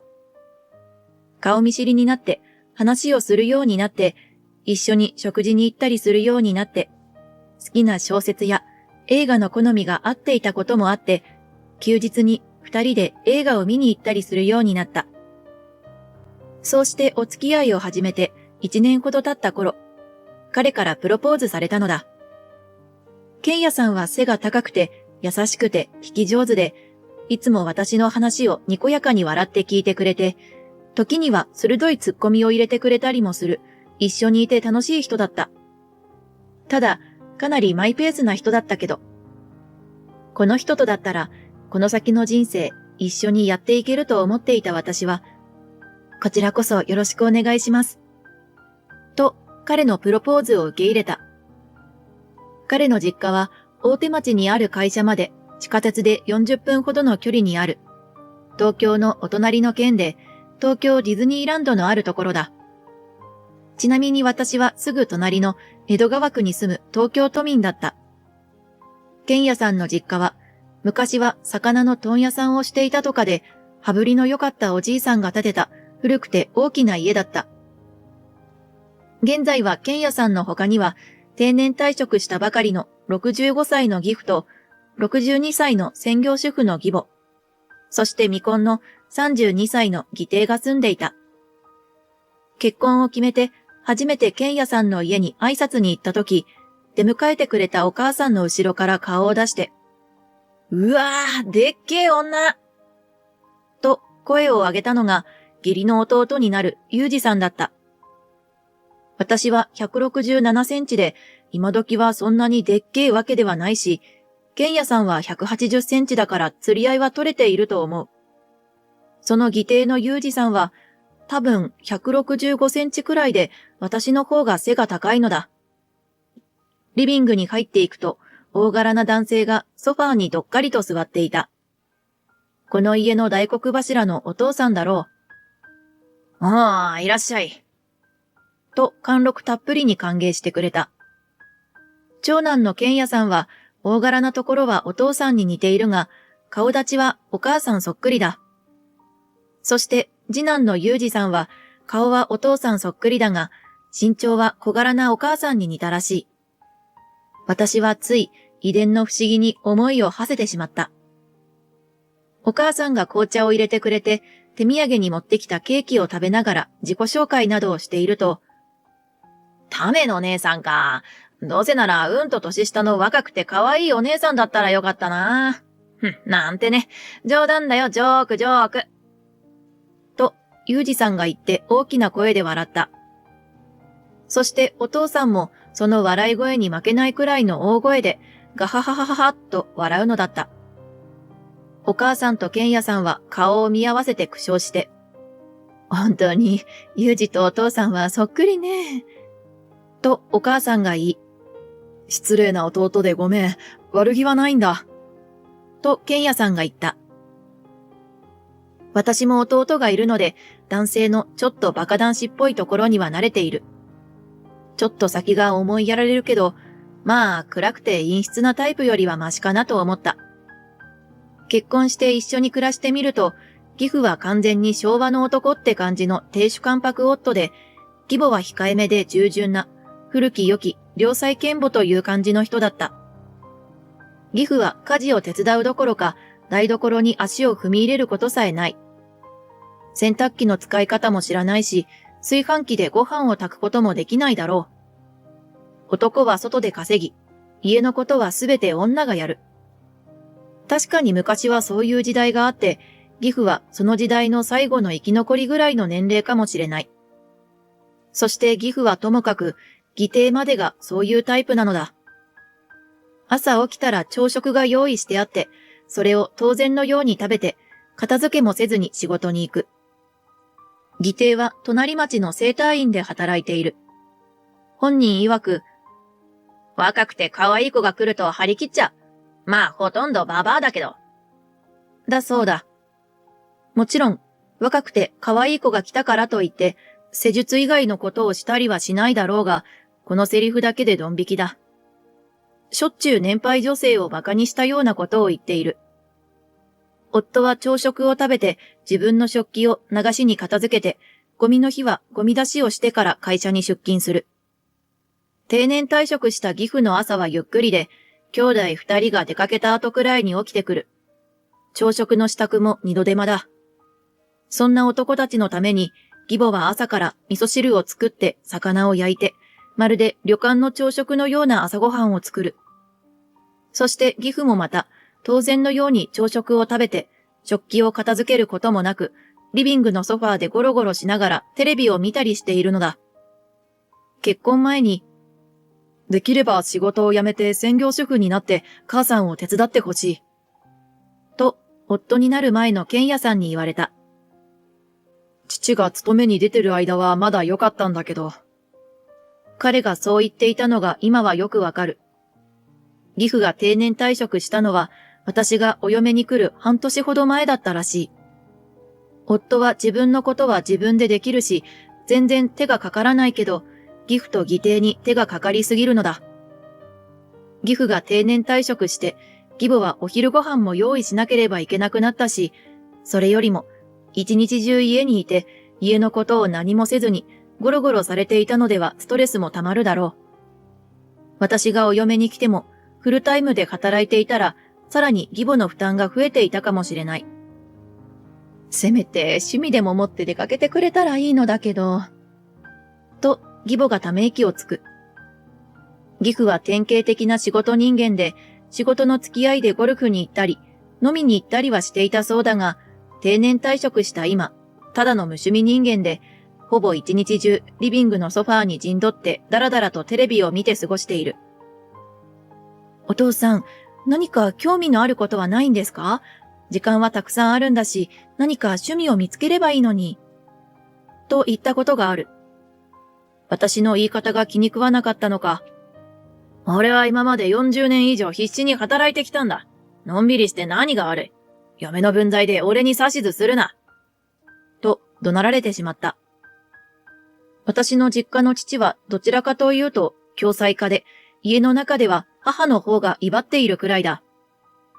私や弟に声を荒げて怒鳴ることもなかったし、母が頼めば買い物や掃除だって手伝ってくれる。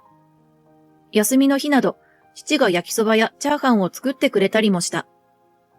それが普通と思って生きてきたので、この家にお嫁に来てびっくりしてしまった。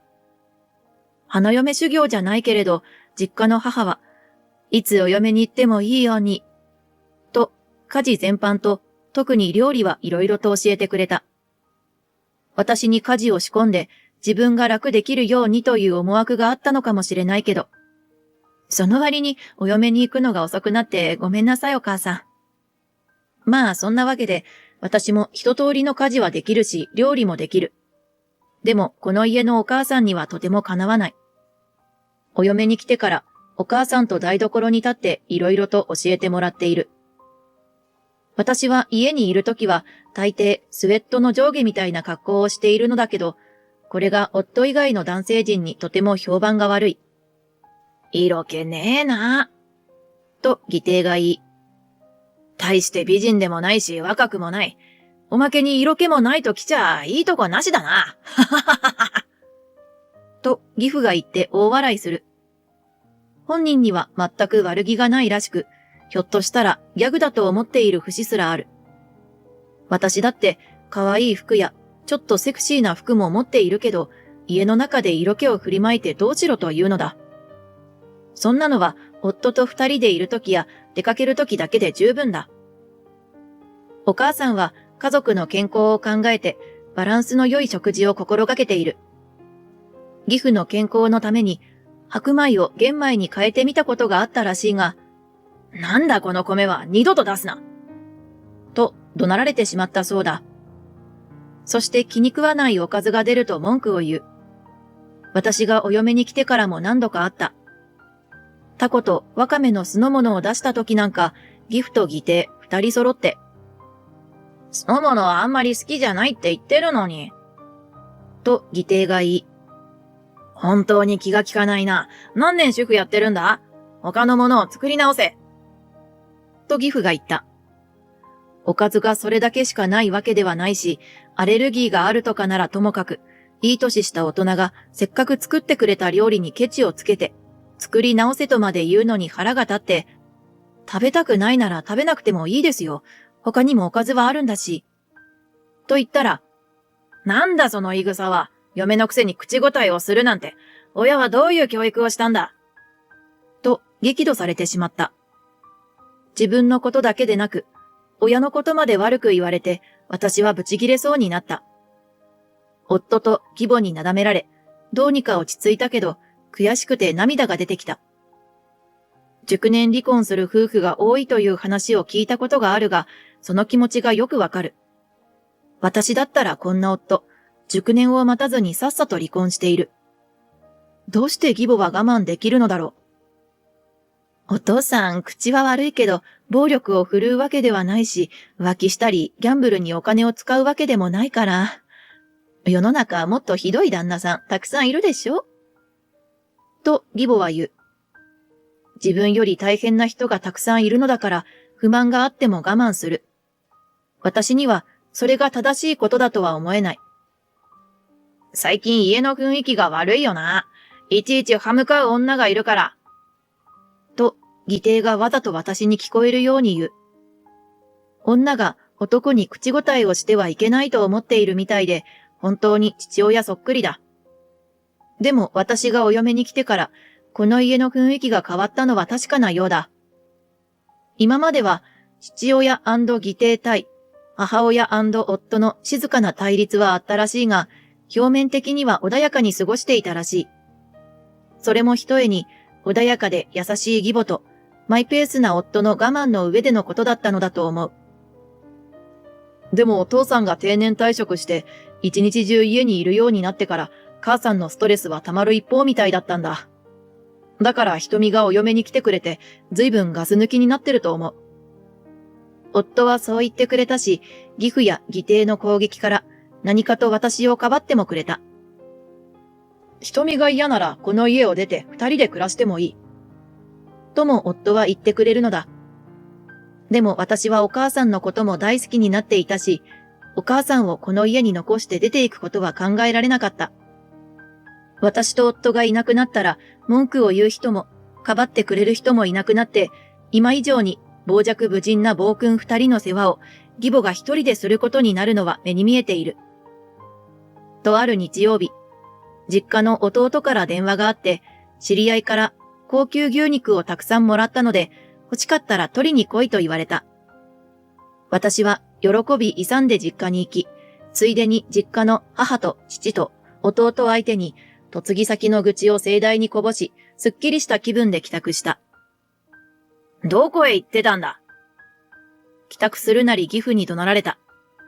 義母には実家へ行ってくると伝えてある。高級牛肉分けてくれるというので、ちょっと実家へ。はぁ？実家から食べ物を恵んでもらいに行くなんて、俺を馬鹿にしてるのか？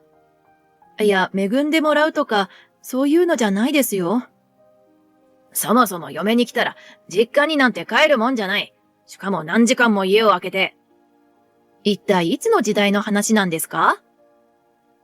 私が口答えすると、義父の攻撃は義母に向かった。だいたいお前がちゃんとしつけないから嫁が図に乗るんだ。お前だって実家に帰ったことなんてほとんどなかっただろ？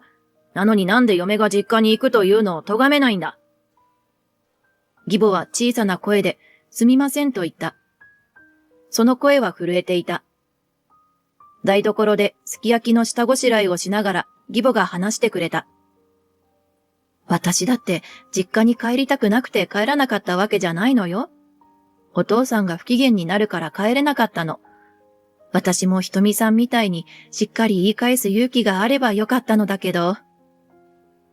義母は優しい人なのだ。でもその優しさにつけ込んで、わがまま放題振る舞って、しかも見下してくる義父と義弟が許せなかった。お母さんはもっと怒っていいし、わがまま言ってもいいと思います。私の実家の母なんか父より威張ってますし、たまに夫婦喧嘩をすれば必ず母が勝つし、父はいつも何かというと、うちがうまく回ってるのは母さんのおかげって言ってたし、休みの日には仲良く夫婦で出かけたりしてましたよ。私の話に義母はショックを受けていた。お母さんは私の実家の母より家事も料理も全然上なのに、ここの男連中は全然感謝もしてない。夫以外はですけど、お母さんはこのままでいいんですか？いいとは思わないけど、夫が定年退職して一日中家にいるようになってから本当にしんどいの。ひとみさんがお嫁に来てくれて気持ち的にはだいぶ楽になったんだけど、でも私の代わりにひとみさんが怒鳴られているみたいで申し訳なくて。本当に義母は優しくていい人なのだ。お母さんがいなかったら、あの男二人は何にもできないですよ。たまには怒って思い知らせてやった方がいいと思います。そうね。私だけなら我慢もできるけど、ひとみさんやひとみさんのご両親のことまでひどく言われるのは我慢できないわ。自分のためではなく、自分以外の人のために怒ってしまう義母は、あんな義父にはもったいないと思う。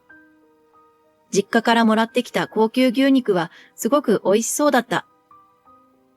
今日の夕食は私がすき焼きを作りますよ。うちの母関西出身なんで関西風のすき焼きですけど。私がそう言うと、義母は一瞬困ったような顔をして。わかったわ。ひとみさんにお任せするわね。多分、この時義母には、この後の展開が予測できたのかもしれない。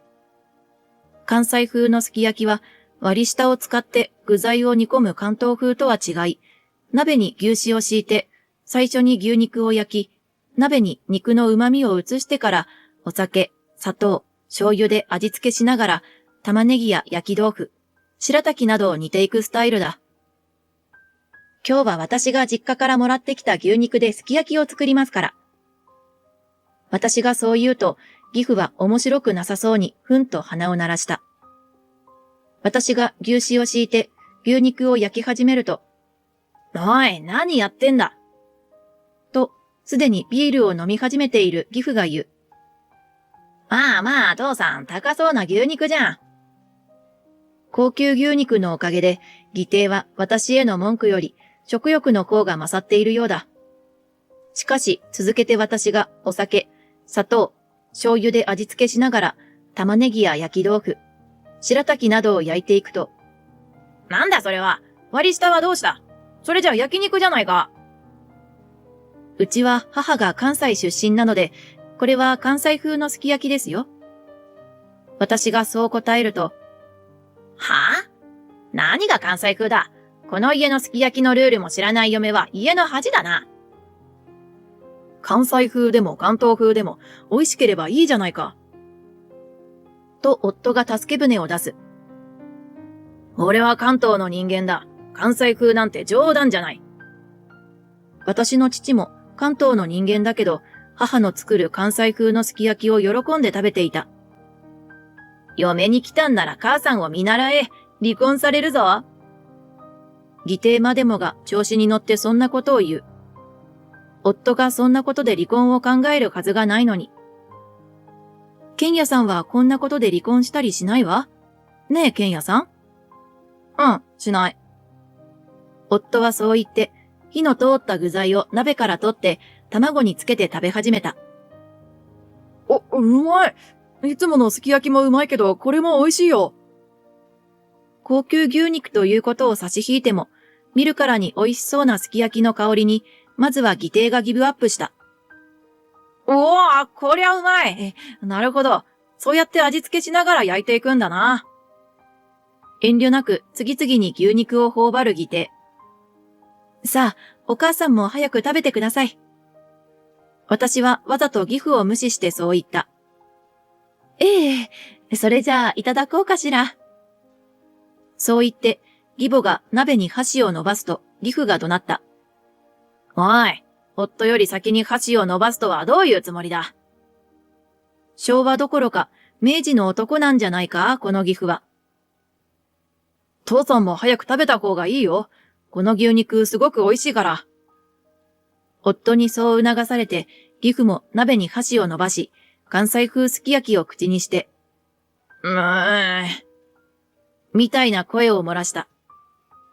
美味しいとは口にしないが、箸の進み方を見れば、美味しいと思っているのが丸わかりだ。関西風すき焼きはあっという間に平らげられて、最後は朝つきをたっぷり散らしたうどんで締めた。いやー、うまかった。大満足だ。ごちそうさま。と絶賛してくれる夫。やっぱ高い肉はうまいな。調理法には触れず、肉を褒める義弟。当然のように、私が実家から高級牛肉をもらってきたことへの感謝の言葉はない。ひとみさん、とても美味しかったわ。ご実家と弟さんへもごちそうさまでしたとお伝えしてね。そう言ってくれる義母に比べて、義父は食べるだけ食べて、無言のままビールを飲んでいる。本当に人としてどうかと思う。そして私は立ち上がり、それじゃあ、後片付けよろしく、と言った。え？同時に声を上げる義父と義弟。私たちが用意したんだから、後片付けはあなたたちがよろしくって言ってるの。これから私とひとみさんはちょっと出かけてきますから。え？義母のセリフに、義父と義弟は心底驚いたような声を上げた。うん、いってらっしゃい。ニコニコ笑って、私たちを送り出してくれようとする夫。何を言ってるんだ。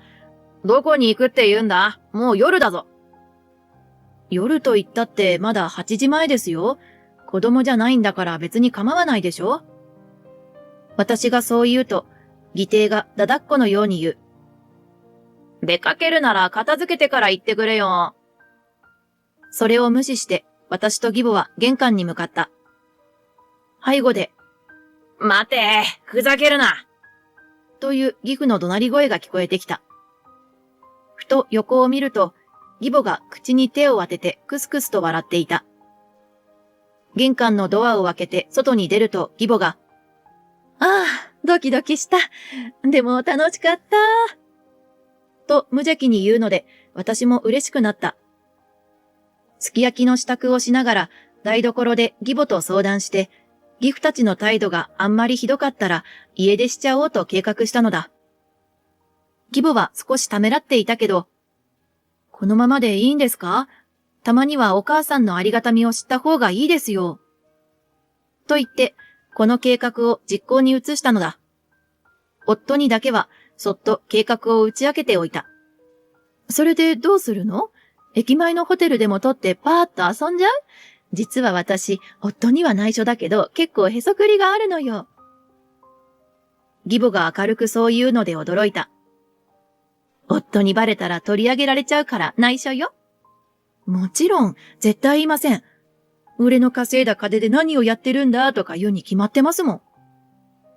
結婚以来、義母が毎日やりくりして、コツコツと貯めたお金なのだと思う。その額を聞いて驚いた。500万円はあるという。毎月最低でも1万円はへそくりしてきたから、単純に40年あれば480万円でしょ？それはそうかもしれないが、私の母なんか絶対そんなへそくりができるタイプではない。と、実の母に思いを巡らせて私は思いついた。あ、それじゃあ私の実家に遊びに来ませんか？義母は驚いた後に喜んで、突然お邪魔して迷惑じゃなければぜひ。と言って、夜9時までやっている駅前のケーキ屋さんで手土産を買って、私と一緒に実家に向かった。電車で2駅の距離だけど、タクシーを使っても2メーターで行けるのでタクシーを使った。途中で実家に電話すると、母は少し驚いたようだが、歓迎すると言ってくれた。もともとお客さんが大好きな人なのだ。夫にも LINE で実家に行くことを伝えておいた。私の両親や弟と義母は結婚式で顔を合わせたぐらいで、ほとんどお互いのことを知らない。お互いに私から聞いた話しか知らないのだ。義母は手土産のケーキを母がお皿に並べている間、コーヒーを入れてくれる父を見て、本当にお父様が台所に立ったりするんですね。と驚き、そんなことに驚いている義母に私の両親は驚いていた。その時、義母と私のスマホがほぼ同時になった。画面を見ると、義母には義父から、私には義弟からの電話がかかっていた。私と義母は顔を見合わせて音量をオフにして無視することにした。その後も無音の鬼電は鳴りやまず、義母と私のスマホはずっと震えていた。家族の一大事でもあったのではないかと、私の両親が心配しだすありさまだった。まあ、ある意味一大事かもね。お母さんがお父さんに歯向かうようなことを言ったのは初めてだから。え？父も母も弟も驚く。家を出てきたいきさつを説明すると、そんなことで歯向かったって言われちゃうなんて、どこの先生君主よ。瞳もよく我慢してるわね。と、母が怒り出す。私はまあ、お母さんも夫もいてくれるから。それじゃあ、あなたはこの子がお嫁に来るまでは一人でずっと我慢していたのね。そう言って母が泣き出した。ちょっとやだ。なんでお母さんが泣いてるのよ。ふと見ると、義母もハンカチを取り出して目頭を押さえている。もう言いたいこと全部ここで吐き出して言っちゃいなさいよ。何でも聞くわ。お父さんビール持ってきて。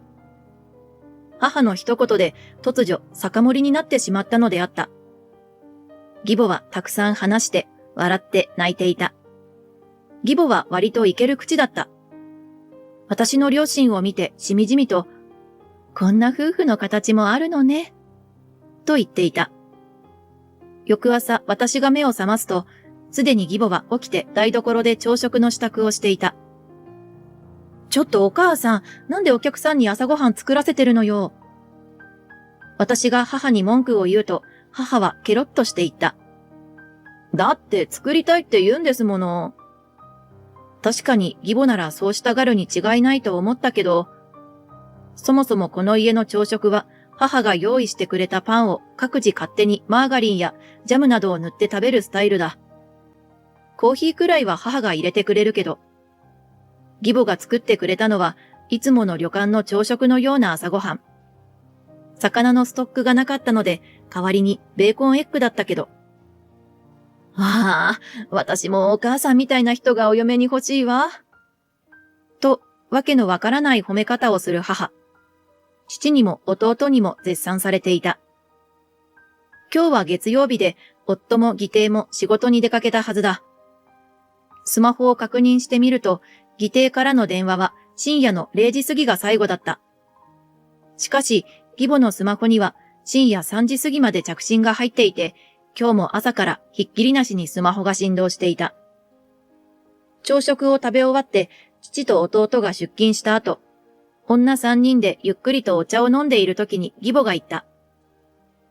私、離婚しようと思います。え？私も母も驚いた。今日これから役所に行って離婚届の用紙をもらって家に帰って夫と話をします。ちょっと待ってお母さん。いくらなんでも突然すぎるのではないかと思った。一晩、あの家を開けて思ったんです。私、もうあの家に戻りたくない。義母の決意は固いようだった。これには私も少し責任を感じてしまう。いいんじゃない？住むところが決まるまでうちにいてくれてもいいし。と、母が無責任なことをさらっと言う。取り急ぎ私は夫に連絡して義母の決意を伝え、夫の帰宅に合わせて話をしに行くことになった。夜の7時過ぎに離婚届を携えて義母と2人で実家に戻ると、すでに夫も帰宅していた。義弟はまだ帰っていないようだ。リビングのテーブルはほとんど昨夜のままだ。夫の食器と箸だけが洗ってあったが、鍋の中は牛肉の油が白く固まり、使用した食器は醤油や卵が乾いてガビガビになっていた。たった1日義母がいないだけで家の中がすさんだような気がする。どこへ行っていたんだ？おい、謝らないのか？ふてくされた態度でソファーに座った義父が怒鳴った。義母と私はそれを無視してテーブルの上を片付けた。もう、あなたも自分の分だけじゃなくて片付けてくれればいいのに。と夫に言うと、いやー、僕が片付けちゃったら母さんのありがたみがわからないかと思って。朝食も僕は自分の分だけ作って食べて出かけたよ。なんともマイペースな夫らしい答えが返ってきた。片付いたテーブルの上に、義母は離婚届を置いて、離婚してください。と言った。突然のことにソファーにふんぞり返っていた義父が思わず体を起こした。なんだって？離婚してくださいと言いました。いや、ちょっと待て。なんなんだいきなり。勝手に出て行って帰ってきたと思ったらふざけたことを。そして義父は私を指さして睨みつけてきた。そうか、わかったぞ。この嫁の差し金だな。お前は離婚なんて言い出す女じゃないだろ。当たらずとも遠からずなので私は黙っていた。違います。定年退職してから一日中家にいるあなたの世話をするのが嫌になったんです。義母はブレずに淡々と言った。俺は今まで必死で働いて、お前や子供らを養ってきたんだ。引退してのんびりするのは当たり前だ。お前には感謝の気持ちもないのか？感謝の気持ちがないのはお父さんでしょ？食事も掃除も洗濯も自分ではできないでしょ？お母さんが出て行ったらゴミ屋敷で栄養失調よ。そんなものは家政婦を雇えば何とでもなる。バカな義父だ。誤って感謝の言葉を口にすれば、義母も少しは考え直したかもしれないのに。そうですか。それじゃあぜひそうなさってください。やっぱりあなたにとって私は家政婦だったんですね。違う。そんなつもりで言ったわけじゃ。その時、義弟が仕事から帰ってきて、リビングのドアを開けるなり。参ったやん。仕事クビになっちゃった。と言った。その後、リビングのただならぬ雰囲気を感じて。お母さん帰ってたの？何この雰囲気。と、間抜けな顔で言った。ユージ、クビってお前、何があったんだ？次々に襲ってくる急展開に頭がついていかない義父。それがさ、客が整体院と俺の名前を伏せずに SNS で文句言いやがってさ、それが結構バズって店長の耳に入っちゃってさ。そういえば以前、若くて可愛い子が来ると張り切っちゃう。まあほとんどババアだけどとか言っていた。そんな気持ちで施術していたらお客さんにも伝わるだろう。SNS でババアがさ、俺のことを若い女と年配の女で態度が違うとか、そんなの当たり前じゃんな。当たり前ではない。この議定にはお客さんと接する仕事をしてほしくないと思った。ユージ、お前そんなんだから彼女ができてもすぐ振られるんだぞ。呆れたように夫が言った。はぁ？自分が結婚したからってなんだよ。結婚したって言っても、こんなでかくて色気のない、若くもない女じゃん。なんだかちょくちょく私に流れ玉が飛んでくる。瞳はいい女だよ。ユージにはわからないかもしれないけどな。ナイス夫。おバカ議定にどう思われようとも、夫がそう言ってくれるなら私はそれで OK だ。へっ、女は若い方がいいって、父さんもいつも言ってるよな。空気を読まない議定のセリフに、義父も言葉を詰まらせた。それじゃあ、若い家政婦さんを雇えばいいわ。私は出て行きますから。え？なんで？母さんどういうことだよ。ようやく事の重大さに気づいた議定が慌て出した。僕と瞳は母さんと一緒に出て行くよ。お父さん、裕二さん、短い間でしたがお世話になりました。そう言って、私と夫とお母さんは2階に上がり、引っ越し準備を始めた。私はお嫁に来て1年足らずだけど、この家で40年近く暮らしてきたにしては、義母の荷物はとても少なかった。夫が有給を取って、3人で不動産屋を回り新居を決め、荷造りをして引っ越し業者を手配した。その間、私と義母は、義父と義弟を完全に無視して、食事の支度も、家事も一切やらなかった。荒れ果てていく我が家に我慢できず、掃除を始めようとする義母を、お母さん、我慢してください。と言って、一日に何度も止めることになった。義弟は次の仕事を探すこともなく、定年退職した父と2人で、抜け殻のようになって、テレビを見て過ごしているようだ。リビングのテーブルの上には、カップラーメンや弁当のゴミが増えていった。私と夫と義母が自分たちの分だけ食事を作り、リビングの隣の部屋で食べているのを義父と義弟は恨めしそうに眺めていた。すっかり引っ越し準備が整って、それじゃあ私たち出て行きます。離婚届書いてくれましたか？表情を変えずに義母が言った。いや、ちょっと待ってくれ。考え直してくれないか？頼むよ。今までに見たこともない義父の姿だった。義母が大きく息を吸った。1年間。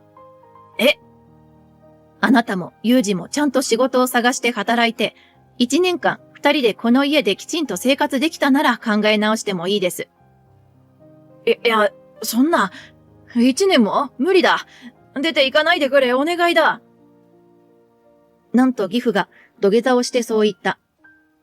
私は生まれて初めて生土下座を見てしまった。さすがに義母も多少はほだされたのか。そうですか。わかりました。それじゃあ半年でいいです。それまで離婚は保留にしておきます。半年後に会いましょう。土下座する義父にクールにそう言って手荷物を持って玄関に向かった。お母さん、かっこよかった。やるなあ、母さん。穏やかで優しい義母だけど、芯の強い人なのだ。だからこそ、これまで我慢してこられたのかもしれない。義母と夫と私の新しい住まいは、同じ市内の 2LDK のマンションだ。広いけれど、古かった実家に比べて、はるかに便利で生活しやすいと義母は喜んでいた。義母が家事を担当してくれるなら、私は働きに出ようと思っていた矢先、私の妊娠が判明した。あら、それじゃあ私がパートにでも出ようかしら。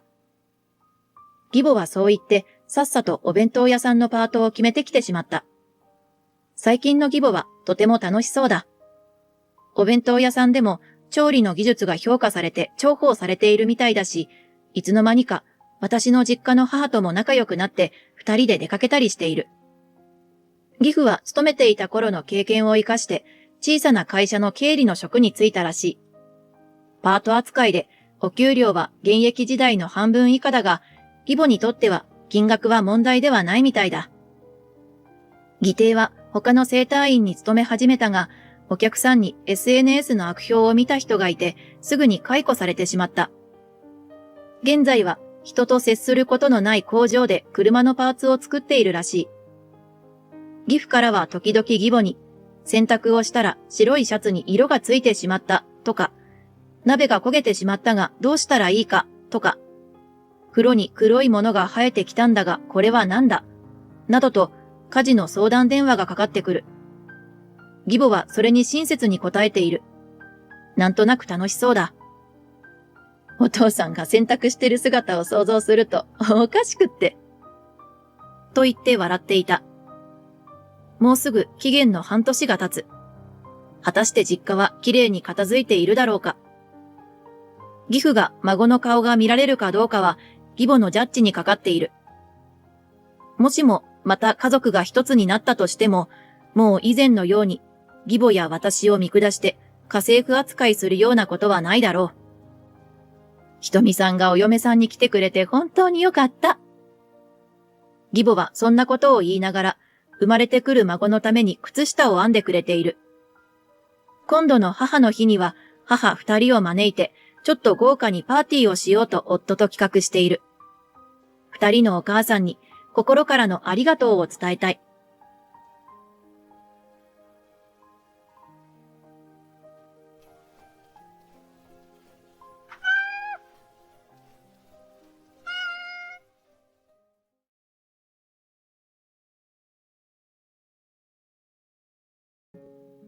Why don't you think about getting back together? You'd be happy too. My ex-boyfriend is pressuring me to get back together. No one would be stupid enough to press an ex-girlfriend to get back together when his wife is right next door. That's right. I think everything will be fine if the three of us, Mitsuki, and my best friend, get together. His wife is like this too. You're the one who stole him away. Are these people okay? My mother, who was with the persistent man, spoke up. You're in the middle of bankruptcy proceedings, aren't you? Please join me in the double downfall of a cocky guy and his ex-best friend who wants what belongs to someone else. Nice to meet you. I'm Natsu. I'm 35 years old.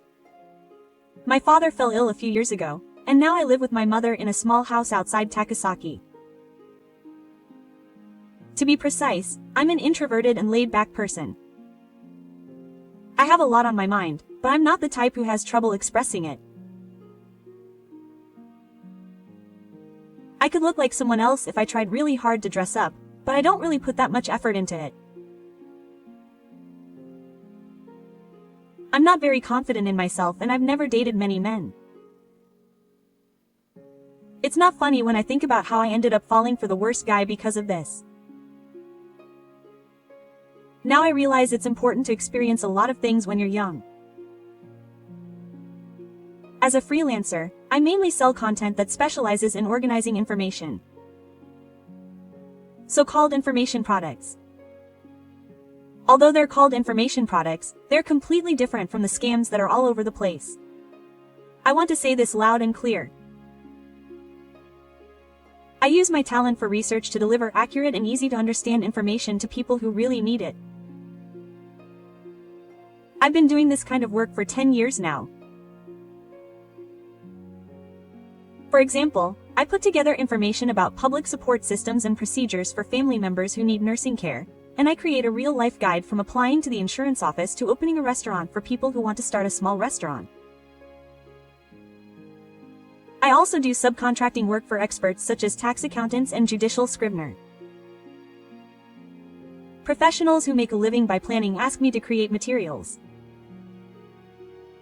In other words, I only handle information that I wouldn't be embarrassed to share anywhere. It's not about making money, but I want it to reach people in need. That's my strong feeling. That's why each and every review is a treasure to me. It's gotten a lot less common recently, but up until a few years ago, the internet was flooded with information products. Most of them are scams. Information products that promise easy money, easy earning, or becoming beautiful without effort are all fake. The actual means of making money are often public gambling, and if there was a surefire way to make money, I wouldn't tell anyone and would just make myself rich. But I can understand the feeling of thinking, maybe. The reason I got into the world of information products in the first place was because I bought an information product called Become a Master of Useful Japanese Communication. And I was scammed. I was angry at the way the business took advantage of people's weaknesses, but I thought there might be people who were looking for information they really needed. I quit the company I was working for and started this job. I'm not very talkative by nature, but I'm also good at writing and researching, so I think it suits me. I don't sell as much as I'd like, but making money isn't my primary goal, so I try to sell as cheaply as possible. My mother is a bit eccentric, but she's also very loving and my biggest supporter. She's much kinder than your information agency. She said things like that to me, which made me incredibly happy and reassured me. I used to be engaged to a man named Hito. I met Hito when I had just started selling information products and was on the rise. Hito was the one who sent me a message while I was posting information on my blog. Natsu's writing is incredibly easy to read, and his way of summarizing information is genius. Hito was 30 years old at the time. He was 2 years older than me.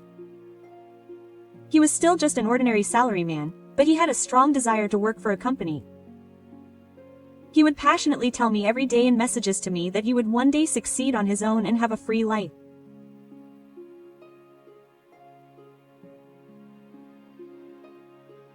I thought that a free life wouldn't mean I was in prison right now, but I ended up getting a bit carried away by him.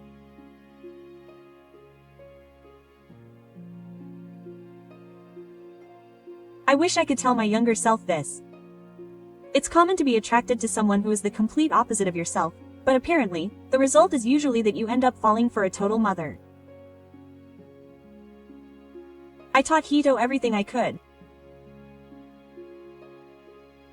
After several exchanges, from how to summarize materials and the key points of writing structure, to how to create a sales page, to responding to inquiries, he asked me to treat him to a meal as a thank you, and although I hesitated, I dressed up really well and went to meet him. Well, that's how we started dating, not just online but also in real life. At first, Hito was a complete amateur, but he was also a hard worker. At least at first, with my support, he gradually got the hang of the information product business and was finally able to sell his own content and make money.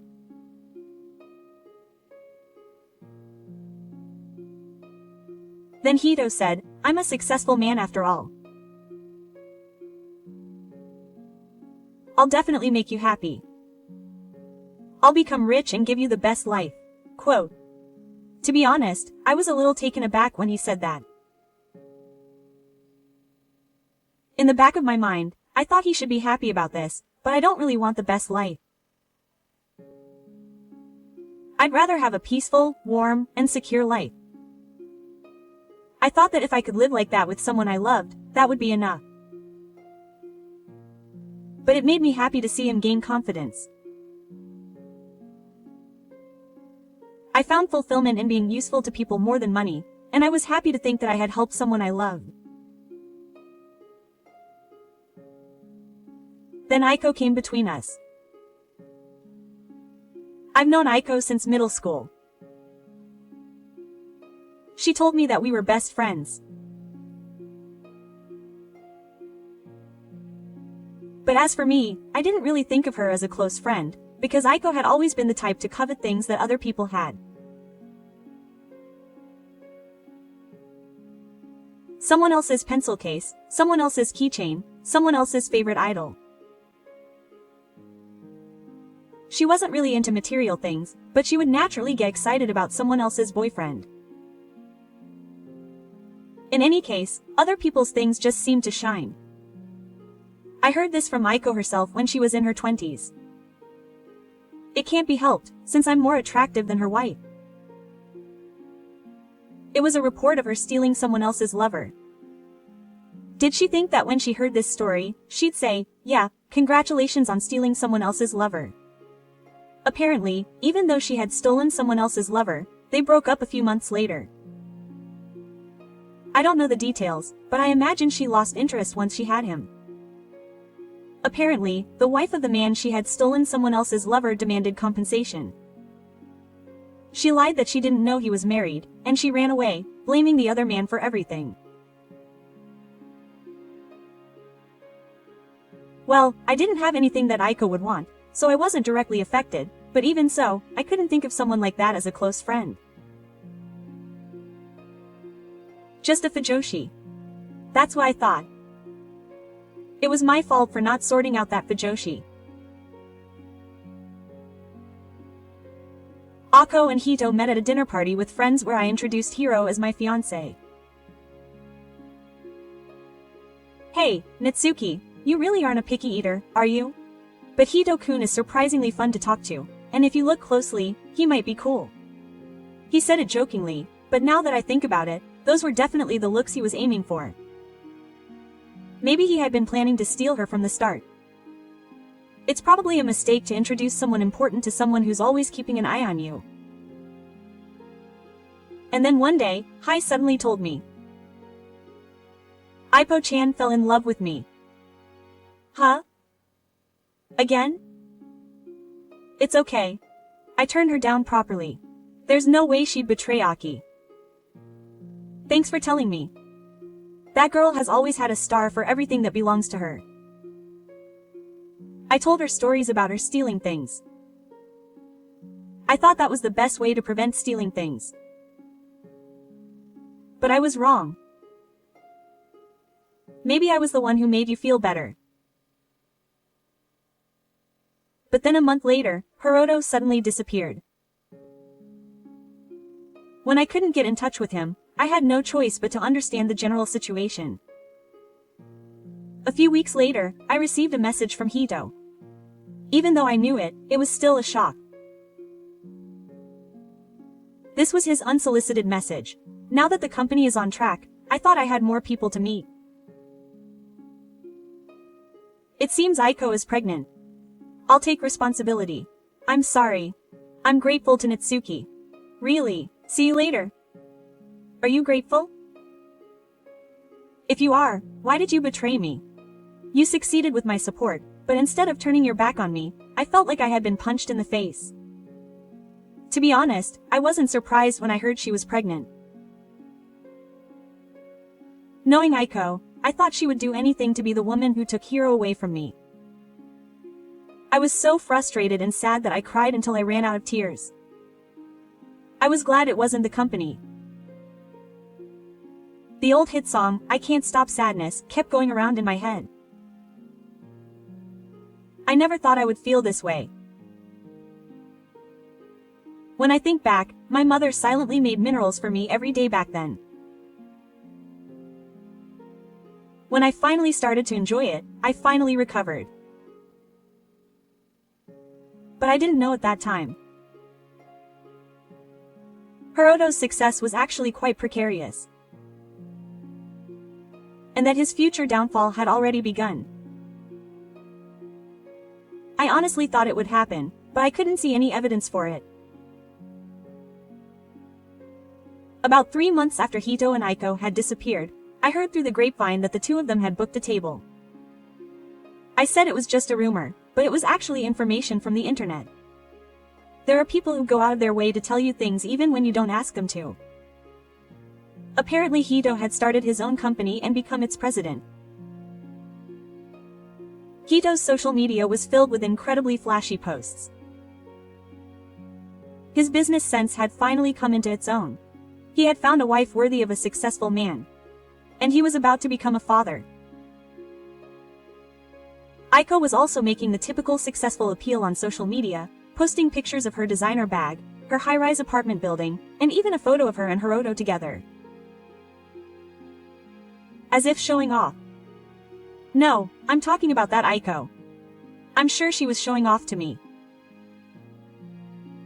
How talented and rich the man who stole me, my best friend, was, and how he was living a luxurious and happy life. For Aiko, what she wanted was something from someone else. It was valuable only when she stole it. Yes, more than something that could be easily obtained. That's why stealing her best friend's fiancé must have felt so good. But it didn't end there. She was finally satisfied when she showed it off to the person she stole it from. I thought she was sick. And I was deeply disappointed in the person who had easily given in to Aiko's temptation. Then one day, I received a message from a familiar email address. It was a hiatus. I had something to ask of you, and the body of the message was written in an unusually formal manner. Long time no see. How are you? This is sudden, but I have a favor to ask of you. I instantly thought, what's with this guy? He dumped me, cheated on me with my best friend, had a child with me, and now he wants a favor? Quote. But I read it all the way through. I couldn't help but read it. It said, Natsuki, if you don't mind, could you give me some more advice on how information products work? Things aren't going so well right now. I thought it might sell if I brought back that series that Natsuki used to do. Well, of course I'd pay, and Ako also said that Natsuki's writing was easy to understand. Sigh. Anger and astonishment welled up inside me at the time. He'd dumped me himself and gotten together with a woman who pretended to be his best friend, and now he was asking for advice. He was trying to copy my past hit product. Of course I had no intention of cooperating. But I dared to reply. Just one word. Keep your jokes to yourself. Naturally, I didn't get a reply. After that, I stopped hearing from people. But it was right after that. I found a thread on an online bulletin board. Fraud. Beware of Hero Project. This information product is so thin on the ground. There have been allegations of fraud in the past. Does I Project mean Hiroto and Aiko? It's so tasteless. Maybe it was Aiko who came up with the name. Anyway, it seems he was copying the basic mechanism I created, thinning out the content, and selling a fake product at a high price. But I thought, oh, I see.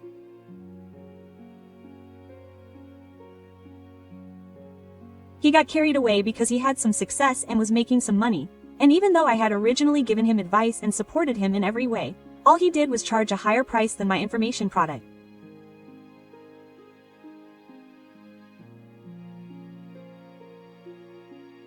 Even though things were somewhat successful at first, he didn't have much planning ability, the ability to gather information, the ability to organize, or the ability to write, so he had no choice but to copy the basic system I had created.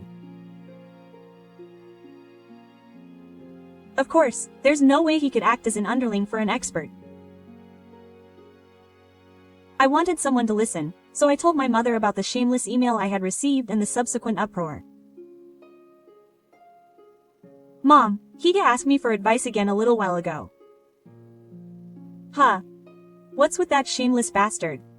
He cheated on me and now he's back at it again. And he stole my work. Quote. My mother's voice was furious. After that, she kept using terms that shouldn't be aired on the internet.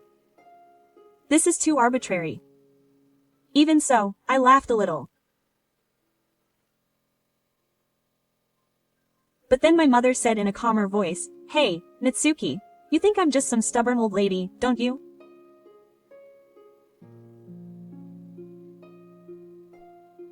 No, half of me is stubborn, but the other half is an old lady who's worked at a law firm for 30 years. It's true that my mother worked at the law firm until she got married and had me, and even after I grew up a bit, and she's still active.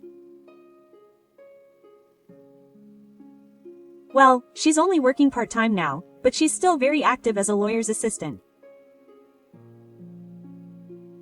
Law firms have a lot of paperwork, and they can't run without my mother. I was a little worried after you broke up, so I looked into it. Information product companies have been getting a lot of inquiries about bankruptcy and closure lately. Oh, my mother didn't just stand by and watch me get hurt. She's been quietly investigating people's movements behind the scenes the whole time. My mother shows me her tablet. Look, Hai-kun's company has filed for bankruptcy. The court has decided to start the proceedings. Wow, really? Oh, that's right. So that email was an attempt to piggyback off your success in an attempt to make a comeback, right? Maybe she was planning to use the word, get back together, to sue me if things went well. I clenched my fists. I had cried enough. I had suffered. I had felt regret. But the person I am now is not the same person I was back then, when I had carelessly fallen in love with that cocky guy.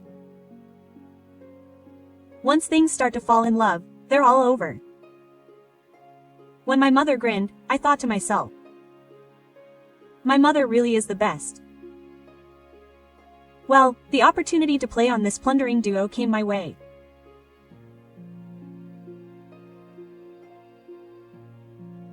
One Sunday, I was shopping at the mall with my mother for the first time in a while, and I heard a familiar, unnecessarily excited voice from behind me.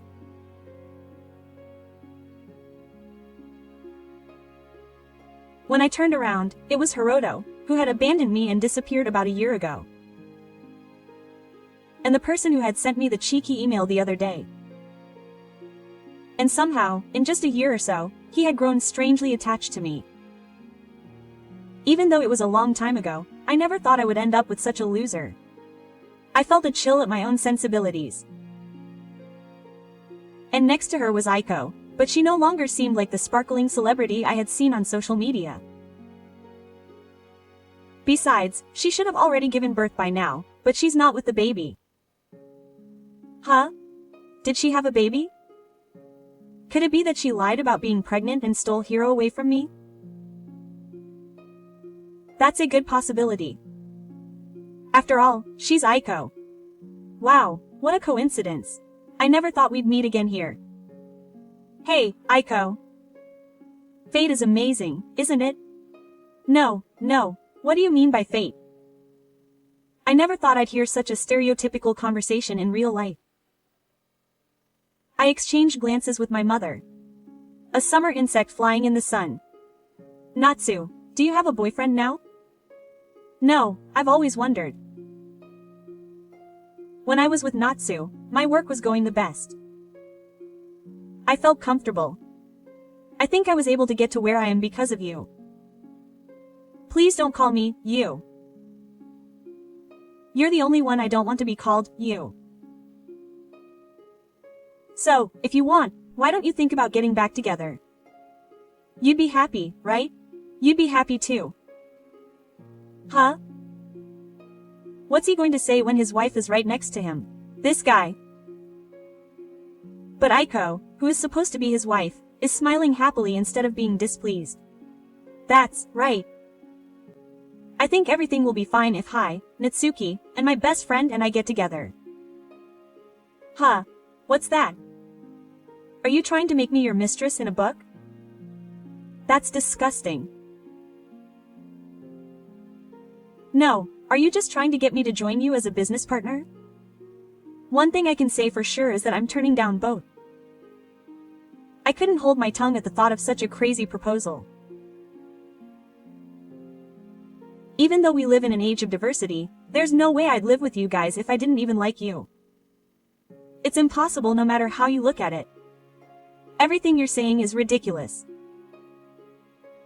When I said that with a disgusted look on my face, my mother suddenly took a step forward from the side. Do you guys know what you're talking about? Hito flinched. Huh? No, but we were engaged, so I thought it would be okay for the three of us to start over from scratch. Natsuki's kindness. I was hoping Aiko would follow her example, but she's still as happy as ever, making do with whatever comes her way. I can't hold it in at all, my mother said quietly, half-heartedly. Ako-san, you and my daughter have been friends since middle school, right? Are you a rotten person? I don't like it, Auntie. Natsuki and I are best friends. Best friends? Who are you to say that? I've never thought of you as a best friend. Not even once, huh? My mother is right. It's a rotten place. I've always wanted to throw you away because you're rotten. That's terrible. Who's worse? In what world would someone steal their best friend's fiancé?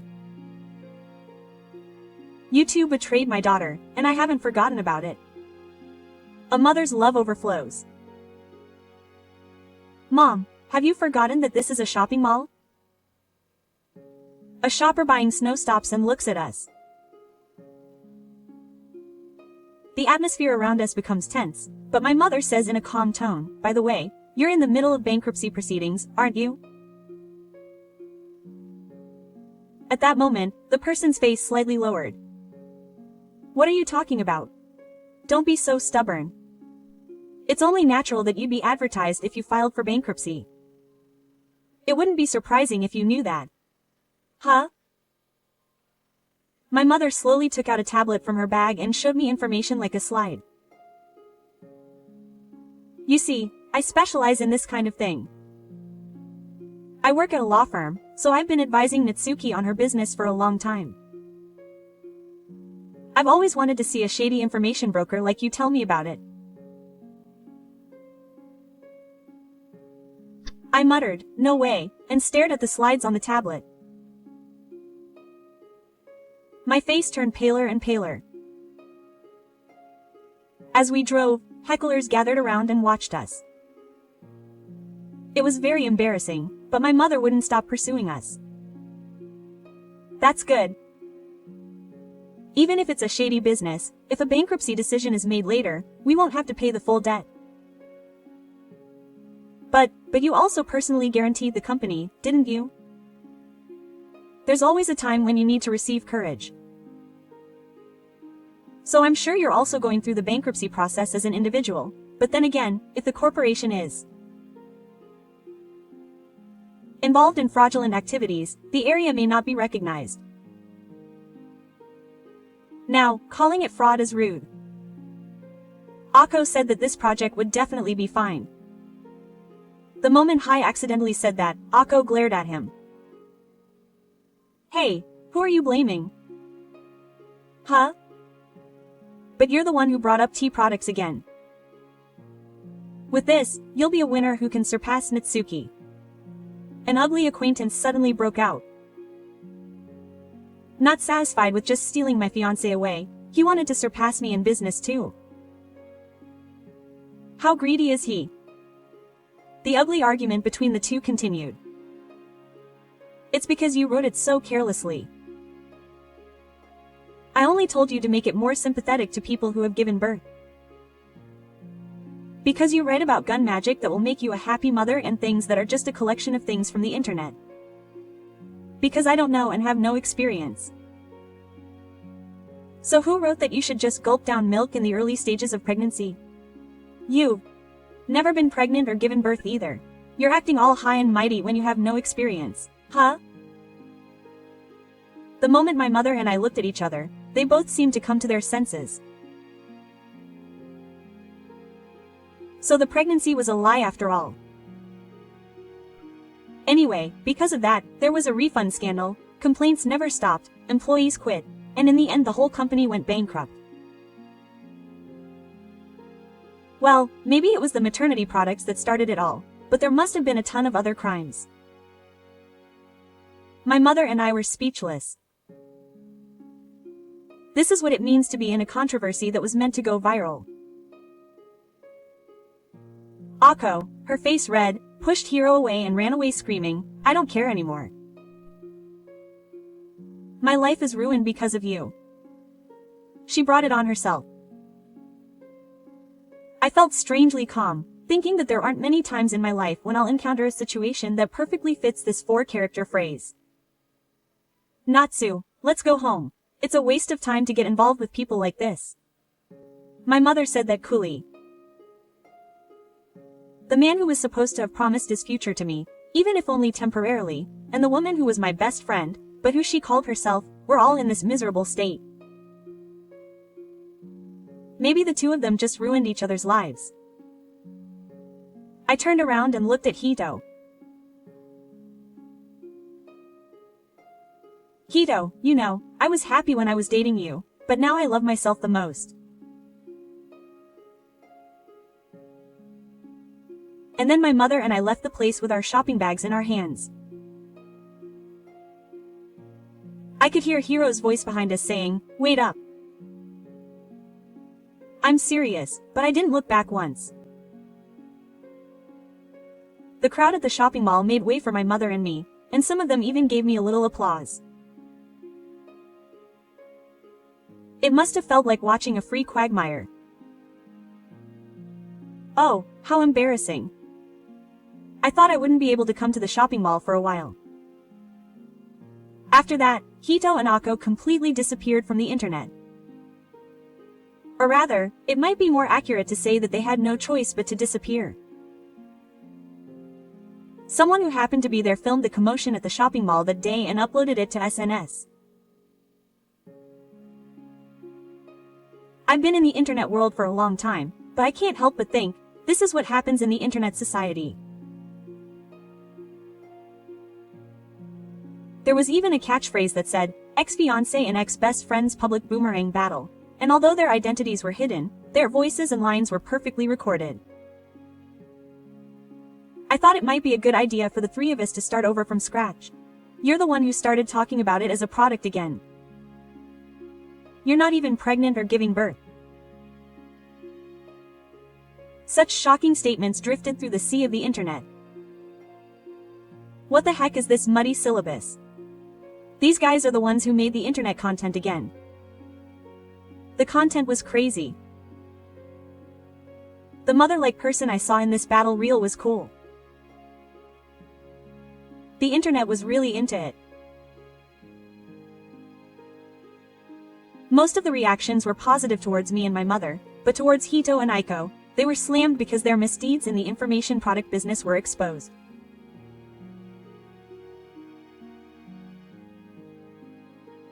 When I look at the internet these days, I often see advertisements on SNS that say things like, "This blog may be deleted," and use photos of celebrities that anyone who uses the internet knows, making it seem like they are endorsing them.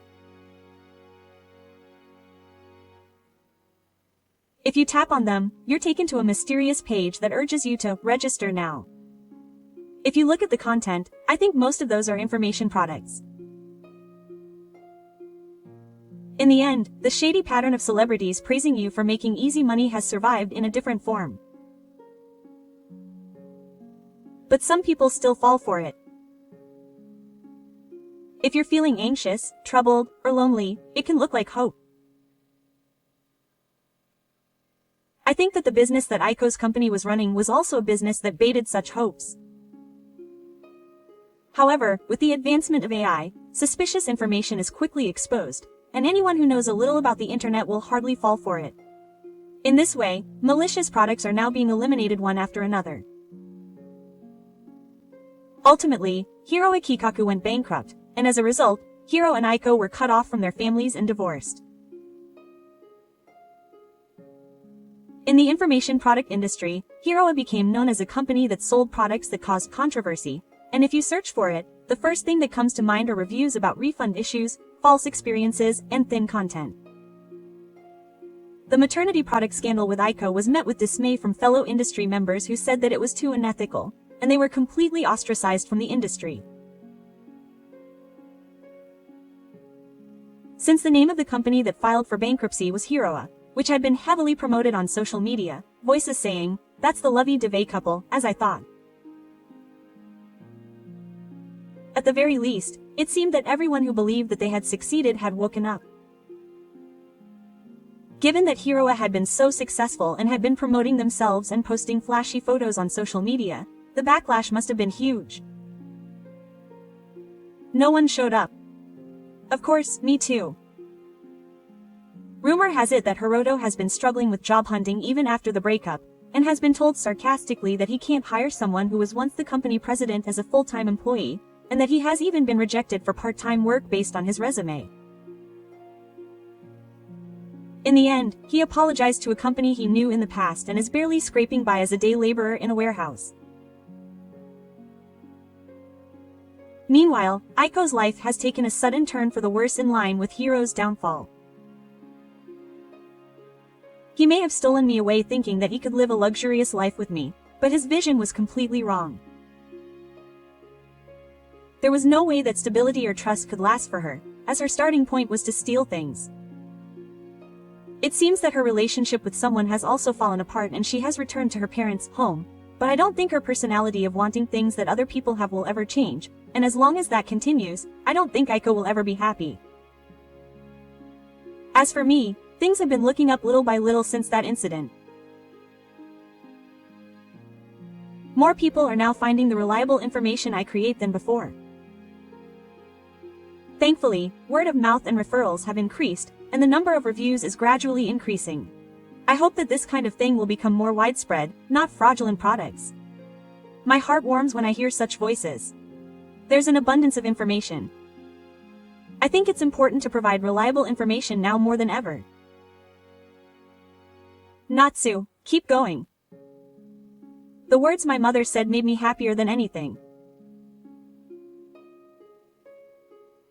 I think I'll take a break from romance for a while, but now that I've learned to love myself properly, I feel like I'll definitely meet someone more serious next time.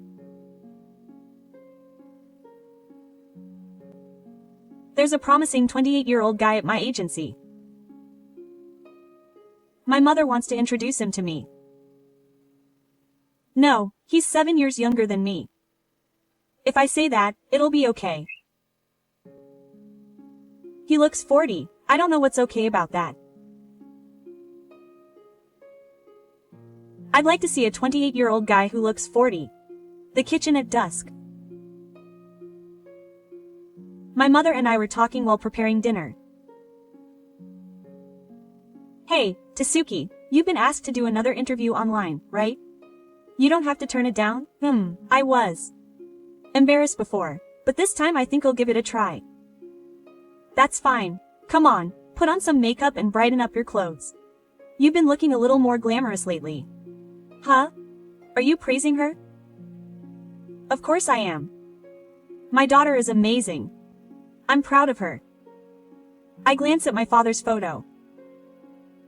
Dad, watch her carefully. I muttered that and smiled. I've certainly lost something, but I'm still standing on my own 2 feet now. I'm a little proud of myself for using my regrets and tears as a springboard to laugh without relying on anyone. And I'm sure I'll have another wonderful encounter in the future that I choose for myself. Don't rush. I have allies and the power to believe in myself. That night, my mother and I splurged a little and had sashimi for dinner. Today feels like a day to celebrate. My mother said this as she opened a beer. That's right, today is a day to celebrate. Sometimes life doesn't go as planned, but sometimes unexpected betrayals can lead to a future where we can laugh. I hope there will be many more days to celebrate like this in the future. Life really is interesting. I'm sure I'm very happy now that I can truly believe that.